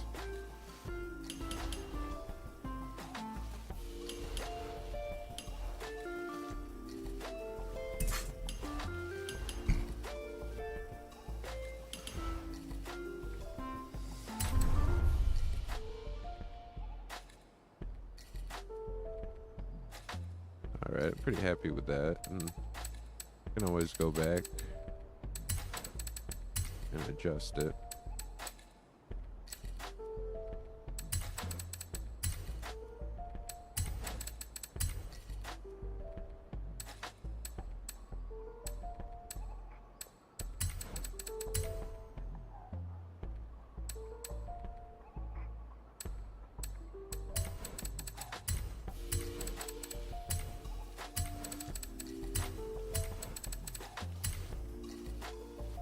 Alright, see how we're doing.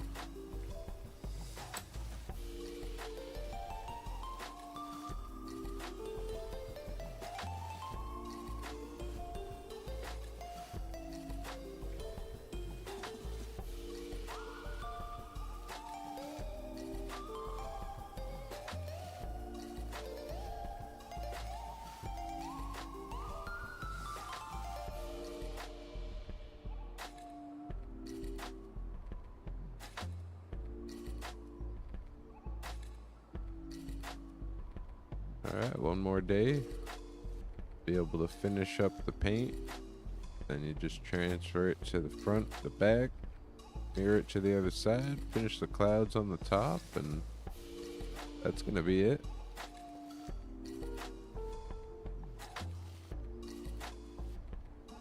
Hope you enjoyed, took some stuff from it. Enjoyed the show.